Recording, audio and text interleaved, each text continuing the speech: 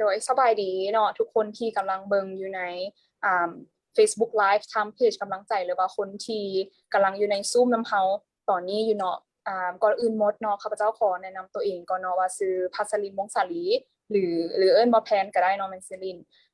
อยากขอเกริ่นคร่าวๆก่อนเนาะว่ากำลังใจแม่นอีหยังเนาะแล้วเป็นหยังเขาจึงมีงานตัวนี้ที่ว่าทุกคนได้มาพบปะกันในทาง Facebook Live หรือว่าทาง Zoom เนาะ ก็คือว่าเป็นกำลังใจเนาะมันเป็นโปรเจกต์หนึ่งของ Global Shapers เวียงจันทน์ฮับซึ่งจะเป็นโปรเจกต์ที่เกี่ยวกับสุขภาพจิตเนาะเฮาก็เป็นวัยหนุ่มทุกคนเนาะที่อยู่ในกำลังใจที่ว่ามีความสนใจเกี่ยวกับด้านสุขภาพจิตและอยากยกหัวข้อเรื่องสุขภาพจิตนี่ให้เป็นที่เปิดกว้างให้คนนี่สามารถเว้าเกี่ยวกับสุขภาพจิตได้โดยที่บ่ต้องเขินหรือว่าย่านจะถูกตัดสินอีหยังต่างๆเขาก็พยายามสร้างเป็นคอมมูนิตี้เนาะที่ว่าเป็น safe space นั่นแหละที่ว่าให้คนมาระบายได้เกี่ยวกับสุขภาพจิตเนาะหรือว่าเว้าถึงสุขภาพจิตบ่ว่าจะเป็นโปรโมททางคอนเทนต์สื่อต่างๆเนาะทางวิดีโอบอหรือว่างาน Wellness Festival ปีกายนี้ที่เฮาได้จัดเนาะซึ่งเป็นเทศกาลสุขภาพจิตและกายเนาะที่ได้เฮ็ดที่ผ่านมาปีแล้วนี่เนาะเจ้าในมื้อนี้เนาะแพนก็จะอยู่กับบิวเนาะแนะนำโดยสบายดีทุกคนโดยซื้อบิวเด้อมาเป็นโมเดเลเตอร์สวยแพนมื้อนี้โดยโอเคเนาะเฮาก็ก่อนอื่นหมดเนาะเฮาก็อยากเว้าเกี่ยวกับ Wellness Talk ก่อนว่า Wellness Talk นี่แม่นอีหยังก็คือว่าเป็นโปรเจกต์คล้ายๆเป็น Mental Health Webinar เนาะจะมีทั้งหมดอยู่ประมาณ4-5 หัวข้อเนาะ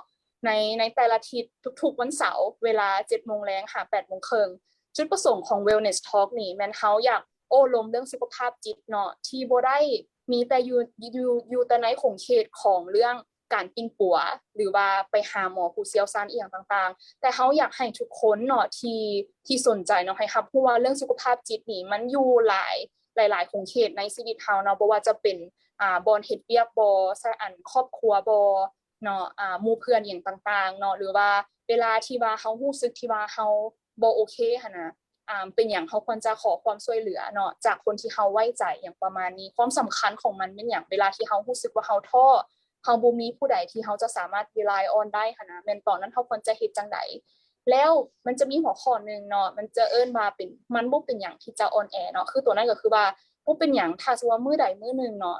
ในชีวิตเฮาบ่ว่าเฮาจะเมื่อยจากการเรียนหรือการเฮ็ดเวียกอีหยังต่างๆนะเฮาให้โอกาสตัวเองที่จะอ่อนแอเนาะเพราะบ่มีผู้ใดในโลกนี้ที่จะเข้มแข็งได้ตลอดเวลาซิเนาะอันนี้ก็จะเป็นคือ agenda ทั้งหมดเนาะตั้งแต่มื้อนี้วันที่4กันยาจนฮอดวันที่9ตุลาเนาะสรุปก็คือว่าหัวข้อพวกนี้เนาะก็ถือว่าเป็นงานwellness talk เป็น mental health webinar ที่เราจะ celebrate ของมื้อวันสุขภาพจิตโลกในวันที่10เนาะวันที่10เดือน10แม่นอันนี้ก็จะแม่นเกี่ยวกับ wellness talk เนาะในหัวข้อแรกวันนี้บิวตื่นเต้นอยู่ได้นี่นะหัวข้อแรกของเฮา โดยแม่นหัวข้อแรกของเฮาเนาะก็จะแบบเว้ากับมันเป็นปัญหาใหม่ที่ว่าบางครั้งเนาะหลายๆคนเฮ็ดไปแต่ว่าบ่ฮู้ว่าตัวเองกำลังเฮ็ดสิ่งที่ผิดหรือว่ามันกระทบกับคนที่ว่ามีปัญหาทางด้านสุขภาพจิตแท้ๆเนาะซึ่งหัวข้อของเขามื้อนี้ภาษาลาวเนาะก็แม่นผลของการเบิ่งข่าวความเดือดร้อนของผู้มีปัญหาทางด้านสุขภาพจิตหรือว่าเฮาไปromanticizing mental illness ของคนอื่นโดยโอเคเนาะก็เป็นหัวข้อคิดว่าอาจจะเป็นหัวข้อที่ใหม่อีหลีในของเขตของ research เนาะหรือว่า study เกี่ยวกับเรื่องสุขภาพจิตบ่หรือว่าเรื่องจิตวิทยาเนาะซึ่งเฮามื้อนี้ก็โชคดีหลายๆเนาะที่ว่าได้ guest speaker เฮาที่ว่าสายตรงเลยในด้านนี้แล้วเพิ่นก็ยังเฮ็ดเป็นพับเป็นคล้ายๆว่าเป็น research paper ในหัวข้อนี้สปอร์ตเลยเนาะบิวเอาตบมือแล้วตบมือเนาะตบมือให้สบายดีน้ำเพิ่งสวัสดีทุกคนโดยและส่งสมัยวิดามาลีน้องว่าซื้อน้ำเพิ่งหลักกาตอนนี้ก็ได้เรียนจบปริญญาตรีทางด้านจิตวิทยาไปแล้วแล้วก็ก็เริ่มต่อโททาง clinical psychology เนาะแล้วก็ในหัวข้อมื้อนี้นี่จะมาเว้าเรื่อง research ที่ว่าหรือว่า thesis ได้เฮ็ดตอนจบปีแล้วก็แม่นหัวข้อแม่น Young Adults Mental Illness Aesthetic on Social Media แล้วก็ถ้าจะเข้าใจ thesis ตัวนี้ต้องคำว่า romanticizing mental illness เนาะซึ่งอยู่ในภาษาอังกฤษ romanticizing หมายความว่า to make something better than it really is and for potential audience to identify or understand it as being attractive or cool หรือว่าเป็นการที่แบบว่าเปลี่ยนความคิดของโลกทางจิตให้เบิ่งไปในทางที่แบบว่าทางที่สวยงามหรือว่าทางที่ให้มันเบิ่งคูลหั่นนะโดยคล้ายๆว่าสุขภาพคล้ายๆว่าโรคป่วยเนาะเขาต้องว่าเนาะว่า romanticizing นี่ได้แต่แม่นตัวโรคป่วยทางจิตเนาะเพราะแค่ว่าเฮ็ดให้โรคป่วยทางจิตนี่มันเป็นสิ่งที่สวยงามหรือเป็นอีหยังที่ glamorizing กว่า than it actually is เนาะเป็นสิ่งที่คนต้องจริงจังเว้าอย่างเปิดเผยบ่ได้ว่าเฮ็ดให้มันเป็นสิ่งสวยงามหรือว่าต้องมี endorsement อีหยังต่างๆแม่นบ่น้ำเพิ่งโดยว้าวอันนี้แบบ รู้สึกว่าแปลเป็นลาวก็ยังรู้สึกว่าจะแปลคำศัพท์ตัวใดให้เข้าใจได้ละเอียดเนาะหรือว่าเข้าใจได้ดีในท็อปิกตัวนี้เนาะน้ำเพิ่งเนาะแต่ว่านี่ก็ถือว่าเป็นโอกาสดีเนาะที่ว่าทุกคนจะได้เรียนรู้ว่าromanticizing นี่มันดีหรือบ่ดีแล้วมีคิดว่าหลายๆคนเนาะบ่ว่าจะเป็นคนที่กำลังจอยอยู่ Zoom หรือว่าอยู่ในFacebook Live เองที่เป็นตัวเองวิวเคยอาจจะมีบ่หรือเฮาบ่แน่ใจคิดว่าน้ำเพิ่งจะซอยอธิบายได้เพิ่มเติมประมาณนี้เนาะโอเคก็แม่นเกี่ยวกับบ่เกี่ยวกับ romanticizing ตัวนี้เลยเนาะน้ำเพิ่งเนาะเพิ่นหัวข้อเลยโอเคถ้าจะเรื่องว่าเรื่องแมนส่วนหลายที่เขาจะเห็นเนาะเพราะว่า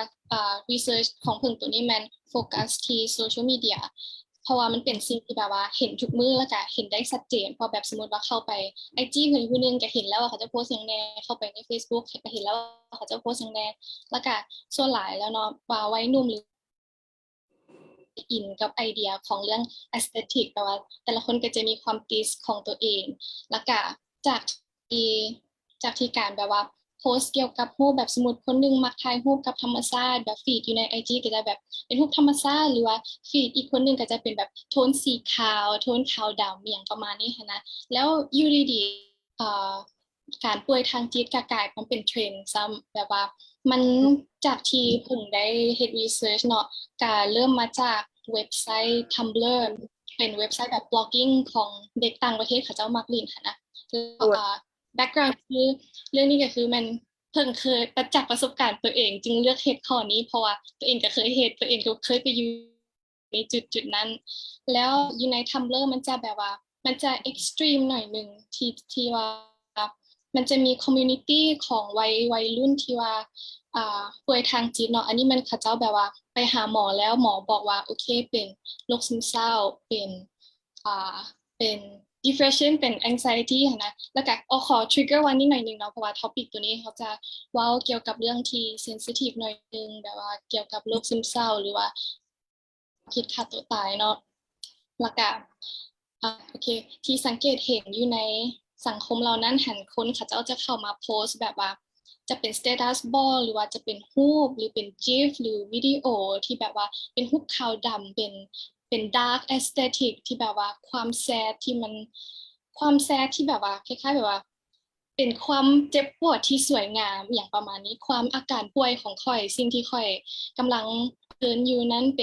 ป็นสิ่งที่สวยงามแบบว่าบ่ค่อยคิดว่ามันจะเป็นปัญหาที่ควรจะแบบว่าแก้หรืออย่างแต่อันนี้แบบคือแบบรูปที่กำลังโชว์อยู่ตอนนี้เนาะจะเป็นแบบคร่าวๆว่าลักษณะของการที่ romanticize mental illness นั้นจะเป็นประมาณใดโดยคล้ายๆว่าเท่าที่จับใจความได้น้ำเพิ่งคล้ายๆว่าอันนี้มันเริ่มจากคนที่ว่าเป็นโรคป่วยทางจิตอีหลีจากที่เขาเจ้าได้รับการบ่งมติจากหมอบอกแล้วเขาเจ้าเอาโรคที่ว่าหรือว่าอาการที่เขาเจ้ากำลังประเสริฐนี่มาระบายในโซเชียลมีเดียประมาณนี้ว่ามันเริ่มมาจาก Tumblr ว่าน้ำเพิ่งโดยมันเริ่มมาจาก Tumblr แต่ก็เฮาก็เว้าบ่ได้ว่ามันกลุ่มคนที่ป่วยทางจิตแท้บ่หรือว่าบ่แม่นแท้เนาะฉะนั้นก็เป็นเหตุผลนึงที่ว่าเฮ็ด thesis ตัวนี้ก็มีคำที่จะมาตอบคำถามว่า why young people romanticize mental illness on social media เนาะเพราะว่ามันจะแบบมีลักษณะที่ตายตัวนะว่าการ romanticize mental illness มันเป็นแนวใดเพราะว่าขนาดอยู่โซเชียลมีเดียแล้วบ่ว่าจะ Tumblr IG หรือ Twitter อย่างนี้ก็มีหมดเลยแล้วอยู่ในแต่ละคนก็จะโพสต์ต่างกันมีความเอ็กซ์ตรีมที่ต่างกันบางคนก็จะโพสต์แบบ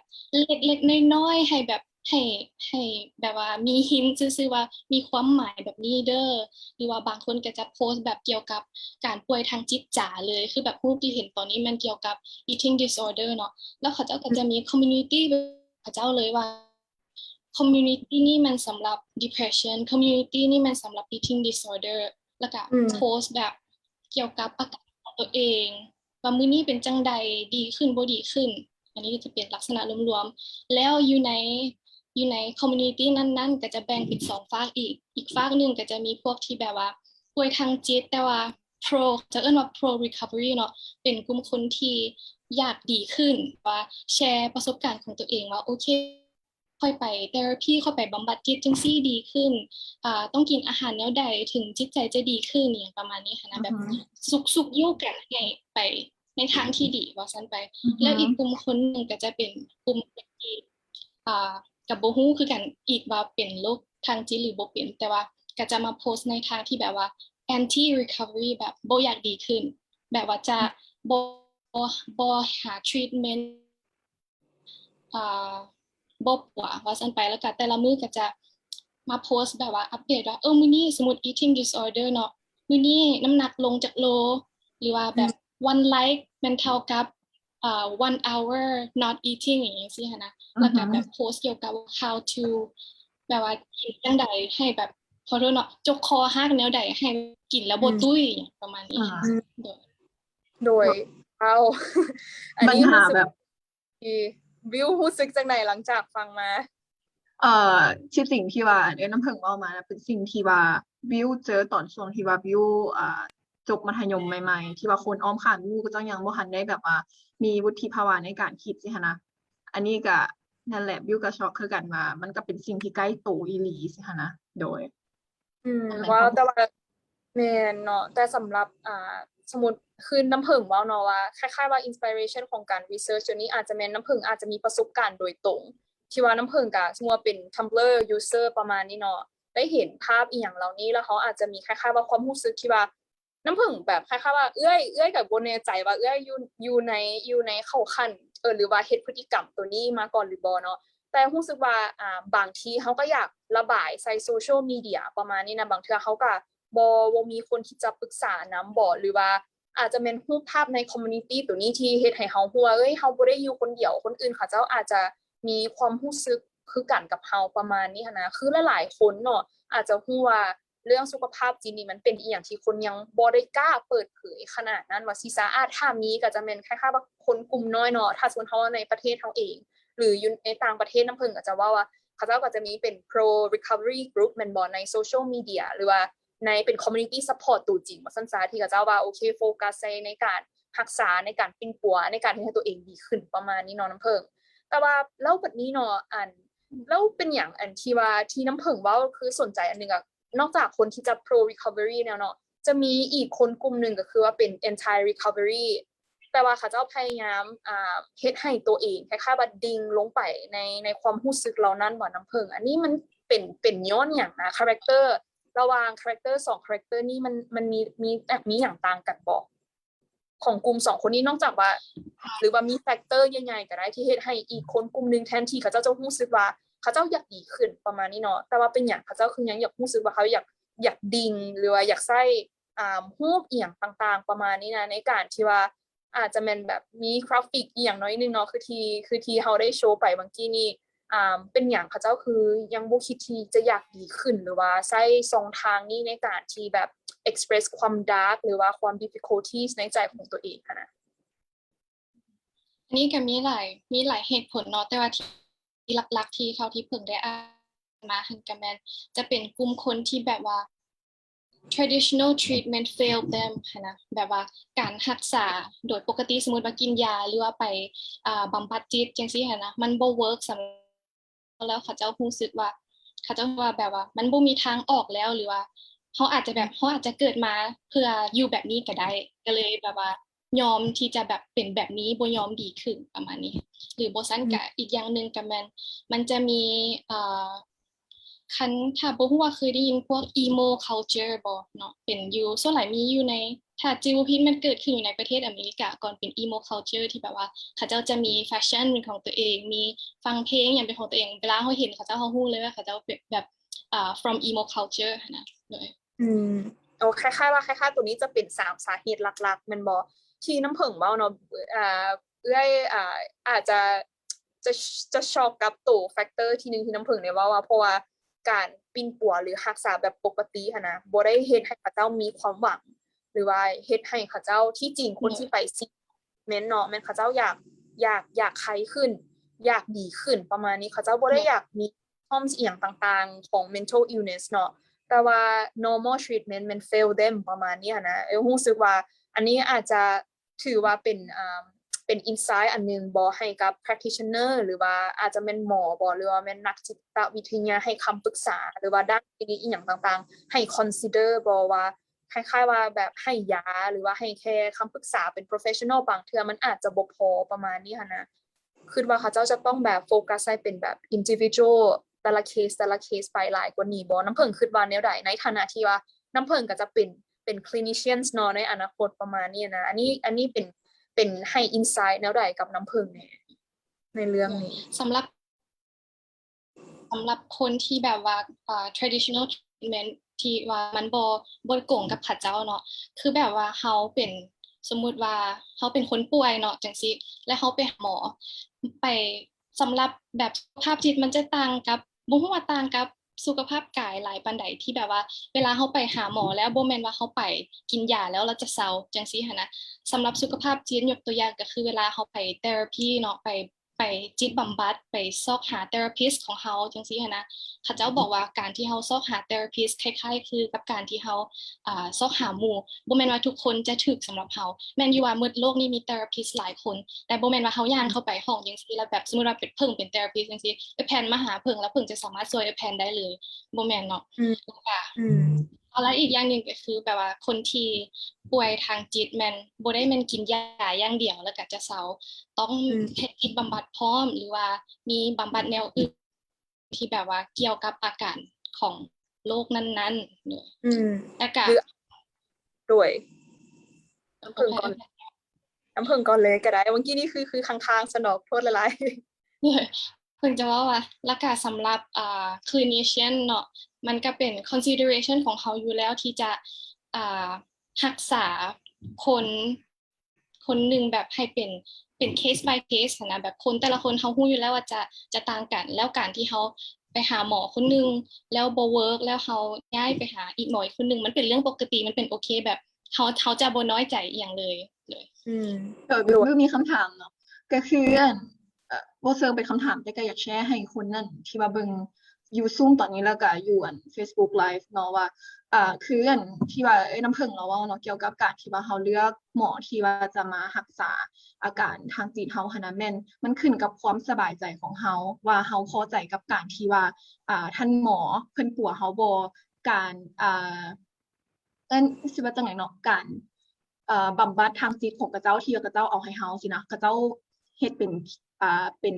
คอร์สให้เฮาลมนำเฮานี่เฮารู้สึกสบายใจบ่คันเฮารู้สึกว่าบ่สบายใจกับหมอนี้เฮาสามารถเปลี่ยนได้แม่นบ่อันนี้บิวเข้าใจถูกเนาะโดยแล้วก็โดยประมาณนี้เนาะเพราะว่าคือว่ามีหลายคนอาจจะคิดว่าไปหาหมอแล้วจะเซาเลยทันทีหมอบิวรู้สึกว่าหมอเป็นคล้ายๆคือเป็นทั้งคนรักษาเฮาให้ยาเฮาเนาะแต่ว่าก็ต้องเป็นคล้ายๆคือบำบัดจิตใจเฮาไปนำต้องเข้าใจเฮารับฟังเฮาแต่ว่าแต่ละคนมันก็บ่ได้มีแบ็กกราวนด์หรือบ่ได้มีพื้นหลังคือกันบางคนเฮาเป็นลมนำบางคนบิวเป็นลมนำบิวรู้สึกว่าบ่สบายใจบิวก็เปลี่ยนบางครั้งไอ้แพนไปลมกับผู้นี้ก็รู้สึกสบายใจไอ้แพนก็สืบต่อรักษาต่อไปโดยฉะนั้นการปิ้นปัวทางจิตมันก็บ่ได้ใช้แต่ว่าวิธีเดียวเนาะมันมีหลากหลายวิธีเลยเนาะด้วยว้าวแบบคล้ายๆว่าถ้าสมมุติเว้าเรื่องที่ว่าการช่วยเหลือด้านสุขภาพจิตจังซี่เนาะรู้สึกว่าจะเป็นหัวข้อที่ใหญ่เฮาอาจจะเฮ็ดเป็นแบ่งเป็นอีกหัวข้อนึงก็ยังได้เลยเนาะแต่ว่าที่ทางน้ำผึ้งเองแล้วก็บิวเองเนาะได้เว้าออกมานะ แม่นเอ้ยก็คือว่าแม่นว่าอย่างก็ที่ว่าเป็น traditional หรือว่าเป็น normal treatment เนาะคือว่าการไปรักษากับหมอบ่หรือว่าคนที่เชี่ยวชาญจิตบำบัดหรือว่าการนำใช้ยาหรือว่าวิธีการบำบัดอื่นๆแล้วคิดว่าเป็น social หรือว่าเป็น community ว่าซั่นซะเป็นคือที่เฮาเฮ็ดอยู่นี่เนาะคือกำลังใจอย่างประมาณนี้นะเป็น community ที่ว่าเฮ็ดให้คนได้มาเรียนรู้ถือว่าเป็นแบบให้เขาเจ้าได้ empower ตัวเองไปในตัวบ่ว่าเฮ้ยข่อยก็บ่ได้ต้องได้ท่าแต่หมอมันมีหลายหนทางที่ข่อยอาจจะสามารถที่ว่าลดพรความเครียดของข่อยได้หรือว่าลดพรอาการที่เกี่ยวกับโรคป่วยทางจิตใจเนาะต่างๆประมาณนี้เนาะคล้ายๆว่ามันมีหลายทางแต่กับมันจะบ่ได้มีแต่คล้ายๆว่าเขาต้อง rely on แต่ professional ว่าซั่นซะขึ้นกับอาการอีหยังไปเฮานี่เฮาก็ว่าบ่ได้เนาะเพราะว่าอยู่ในนี้เฮาก็บ่แม่น clinician ทั้งเบิดประมาณนี้เนาะแต่คิดว่าทุกคนอาจจะได้รู้ว่ามันมี stage ของมันแต่ว่าเขาก็ยังมีสิทธิ์เลือกว่าสิซะถ้าสมมุติว่าเขาเลือกว่าผู้นี้ถ้าสมมุติว่าบ่โอเคเขาลงไปกับหมอผู้นี้บ่โอเคเขาสามารถเปลี่ยนได้ประมาณนี้เนาะคล้ายๆว่าเฮ็ดตัวใดแล้วเขาอาจจะต้องได้อยู่ในcommunity ที่ supportive กว่าซั่นซะอาจจะเป็นแบบบ่จำเป็นต้องเป็น professional ทั้งหมดหรือว่าตลอดไปประมาณนี้เขาได้โอ้ลมกับหมู่หรือคนที่เขาไว้ใจที่อาจจะซอยเขาได้ในส่วนใดส่วนหนึ่งแล้วประมาณนี้เนาะโดยอันนี้ก็ถือว่าเป็นแฟกเตอร์ยังไงที่น้องเพิงหาเนาะว่าการที่ว่าเขาเจ้าบ่ follow normal หรือว่า fail หรือ normal treatment นี่ fail เขาเจ้าแล้วแล้วก็เขาเจ้ารู้สึกว่าเขาเจ้าบ่มีทางออกเจ้าเลือกที่จะใช้โซเชียลมีเดียเนาะบ่ว่าจะเป็นช่องทางในของ Tumblr เองใน Pinterest บ่ในอาจจะเป็น Facebook หรือว่าใน Twitter อย่างประมาณนี้เนาะที่เขาเจ้ารู้สึกว่ามันเป็นบอนที่เขาเจ้าระบายได้อย่างประมาณนี้เขาเจ้าเฮ็ดแล้วเขาเจ้ารู้สึกดีขึ้นอย่างประมาณนี้เนาะถือว่าเป็นอีหยังที่น่าสนใจอีหลีแล้วบัดนี้อยากให้น้ำเพิงลองเว้าให้ฟังเบิ่งเนาะถ้าสมมุติว่าที่คนที่ romanticize นะหรือromanticize ทางโซเชียลมีเดียเนาะแบ่งออกมาเป็น2กลุ่มแบบนี้แล้วนอกจากที่ว่ากลุ่มนึงที่ว่าเขาจะสร้างเป็น community ในหั้นเฮ็ดให้คนแบบให้อาการตัวเองดีขึ้นหรือว่า condition ของตัวเองนี่ดีขึ้นประมาณนี้นะแล้วอยากรู้ว่า impact ค่ะนะ impact ของการที่ว่าอาจจะเป็นคนที่เขาเจ้า diagnose แล้วเนาะแล้วอยู่ในกลุ่ม type 1นี่เนาะหรือว่าคนที่อาจจะแล้ววันนี้คนที่ที่บ่ได้ diagnose แต่คนที่เขาเจ้าบ่ฮู้ว่าเขาเจ้าเป็นหรือบ่เป็นอย่างประมาณนี้นะมันส่งผลแนวใดนะเป็น impact ของ romanticizing มันแม่นอีหยังนะเพิ่งอยากรู้ตัวนี้ค่ะว่าถึงเรื่อง impact ของการ romanticize mental illness เนาะก็คือทุกอย่างอะไรมีทั้งผลดีและก็บ่ดีมีทั้ง the good และก็ the bad แม่นบ่แล้วเดี๋ยวจะขอเว้าเรื่องผลดีก่อนซะถ้าเรื่องผลดีก็คือที่ไอ้แพนเว้าเพราะว่าโซเชียลมีเดียเป็นแบบว่าเป็นสังคมออนไลน์เป็นคล้ายๆว่าอีกโลกนึงเลยที่คนเข้าไปแล้วบางคนก็อาจจะรู้สึกว่าสามารถเป็นตัวของตัวเองได้สามารถ express ตัวเองได้อยู่ในโซเชียลมีเดียมันก็จะกลายเป็น supportive community คือที่แพนเว้าแล้วก็เฮ็ดให้รู้สึกแบบว่าบ่ได้อยู่คนเดียวแล้วก็ได้แชร์ประสบการณ์ตัวจริงกับอีกหลายๆคนเลยเนาะอันนั้นก็จะเป็นผลดีแล้วสำหรับผลเสียหรือว่า the bad หั่นก็จะอันนี้ก็จะผลเสียก็จะมีหลายกว่าผลดีหน่อยนึงเนาะซึ่งตัวแรกก็คือจะแม่นสำหรับคนที่บ่ได้เป็นโรคที่ป่วยทางจิตก็จะถูก expose ให้กับเกี่ยวกับคอนเทนต์เหล่านี้แล้วเสี่ยงต่อการที่จะเอามาแนวใดเอามา identify กับตัวเองหรือว่าเสี่ยงที่จะแบบเรียนแบบเนาะคือแบบว่าคนที่คือมนุษย์เฮาเป็นเรื่องปกติที่เขาจะแบบว่าเฮ็ดตามหรือว่าเว้าตามหรือว่าร้องอย่างนี้สิแล้วสมมุติว่าคนที่บ่ได้ป่วยแล้วเห็นคอนเทนต์ของคนที่ป่วยหรือบ่ป่วยแต่ว่าเป็นคอนเทนต์เกี่ยวกับการป่วยทางจิตหรือว่าการทำร้ายตัวเองจังซี่แล้วสมมุติคิดอยากร้องอยากเฮ็ดตามอันนั้นก็จะเป็นผลเสียเพราะว่ามันบ่ได้เฮ็ดให้สมมุติว่าเขาเจ้ามีอาการจังซี่เนาะบ่ได้เฮ็ดให้แล้วก็อีกอย่างนึงก็คือเป็นการที่เป็นการเผยแพร่ที่ว่าเผยแพร่ข้อมูลที่บ่ถูกต้องกะว่ากับบ่ถูกหน่อยนึงแต่ก็แปลว่ามันบ่ accurate หั่นนะแบบว่าสิ่งที่เผยแพร่เกี่ยวกับโรคทางจิตแบบว่ารูปที่กรีดแขนแล้วมีดอกไม้จังซี่นะมัน realistic บ่ว่ามันบ่สมจริงปานใดแม่นอยู่ว่าเขาเจ้าเป็น community ที่ว่ามาแชร์เรื่องการป่วยทางจิตของเขาเจ้าแต่ว่ามันไปในแนวทางที่แบบว่าบ่สมจริงแล้วเฮ็ดให้คนคิดว่าโอเคแม่น โพสต์รูปน้ำตาไหลเป็นรูปขาวดำแบบนี้ซำนี้หว่าจังซี่หั้นนะแล้วเฮ็ดให้แบบว่าการความเข้าใจของโรคทางจิตที่ว่ามีหน่อยอยู่แล้วแฮงแบบเข้าใจผิดไปตื่มอีกแล้วก็เฮ็ดให้สมมุติคือแบบว่าตั้งใจจังซี่เนาะหรือว่าเป็นองค์การที่ว่ามีการraise awareness สำหรับ mental health จังซี่หั้นนะจากการที่พยายาม raise ก็กลายเป็นแบบทางหนึ่งด้วยซ้ำไปแบบว่าคนก็อาจจะคิดว่าคนผู้นี้โพสต์จังซี่แล้วแบบว่าบ่เขาจะบ่ได้ถูก take seriously หั้นนะแม่นอยู่ว่าข้อยโพสต์ว่าข้อยซึมเศร้าแต่ว่าแล้วเป็นหยังก็แค่โพสต์ไผก็โพสต์หั้นนะมันกลายเป็นเทรนด์แล้วว่าอยู่ดีไผก็เป็นไผก็เว้าเรื่องนี้จนกลายเป็นเรื่องปกติเกินไปจนที่เฮาบ่ฮู้ว่าคนคนนั้นหรือว่ากลุ่มคนใดคนหนึ่งเขาเจ้ามีปัญหาแท้บ่แล้วเฮาจะช่วยจังได๋คือแบบบางเทื่อเห็นหมู่โพสต์ว่าเศร้าจังซี่บางเทื่อเฮาไปถามเขาเจ้าก็ว่าบ่มีหยังโพสต์ซื่อๆแม่นเนาะ สวย แล้ว ว้า ก็ ว อีกอย่างคือมันก็จะมี research หลายๆ research ที่บอกว่าการที่เขาใช้ social media หลายก็จะแล้วเห็นเวลาสมมุติอยู่ Facebook เนาะหมู่เขาโพสต์เกี่ยวกับnegative emotions เขาก็จะเสี่ยงที่ว่าจะรู้สึก negative emotions เหล่านั้นเป็นซึ่งอันนี้ก็เห็นได้ทุกมื้อนี้คือช่วงโควิดจังซี่เนาะเขาก็เห็นข่าวเกี่ยวกับโควิดจังซี่เขาก็เครียดแล้วหั้นน่ะโดยอันนั้นก็เป็นหลักๆ ว้าวรู้สึกว่าเป็น รู้สึกว่าเท่าที่น้ำผึ้งเนี่ยเว้ามาเมื่อกี้น้องบิวแบบผลเสียนี่มีหลายข้อแฮงอีหลีต่อคนดีว่าซี่ซะคือที่เฮาพยายามเฮ็ดเดี๋ยวนี้คือเฮาพยายามสร้าง awareness หรือว่าบอกใน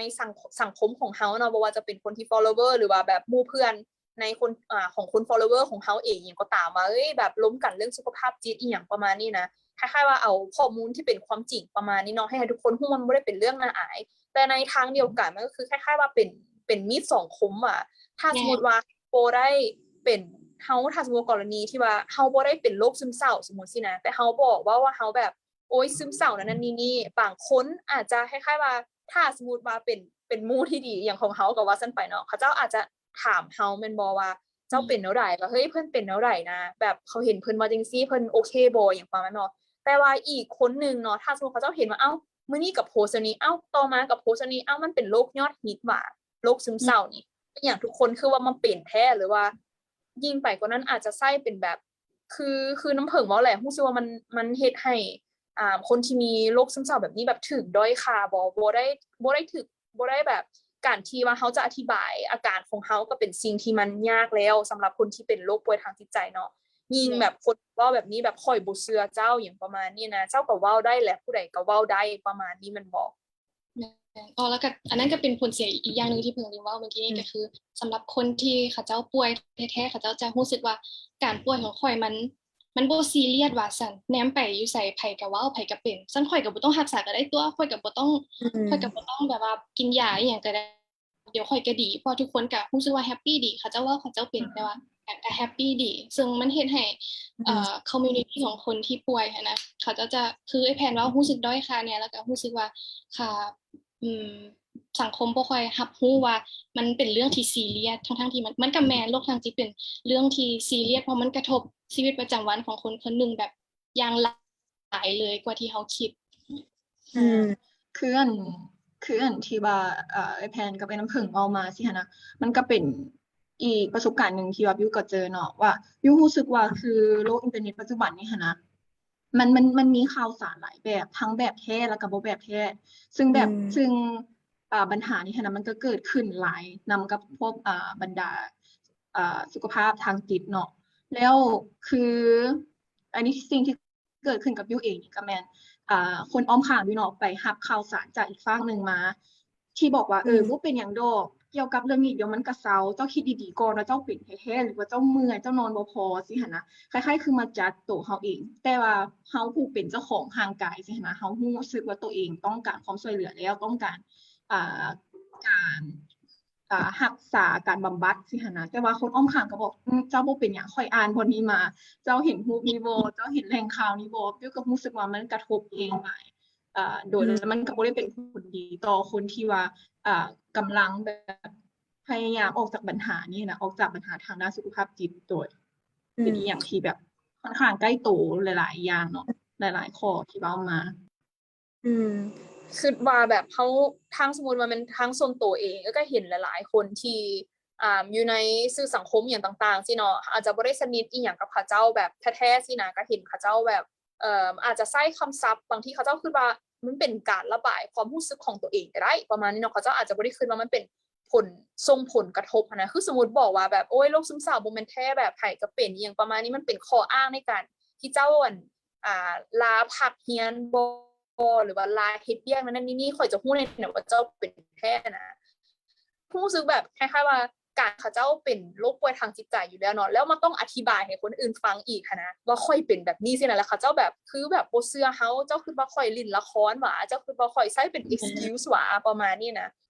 ว่าตัวนี้แฮงคือน้ำผึ้งเว้าแหละถ้าสมมุติว่าคนถ้าบ่แม่นคนที่แบบโวคอลหลายเนาะที่ถ้าสมมุติคนบ่กล้าตอบโต้หั่นน่ะเขาเจ้าก็คิดว่าเอาค่อยคิดไปเองบายประมาณนี้นะสั่นค่อยก็บ่ต้องไป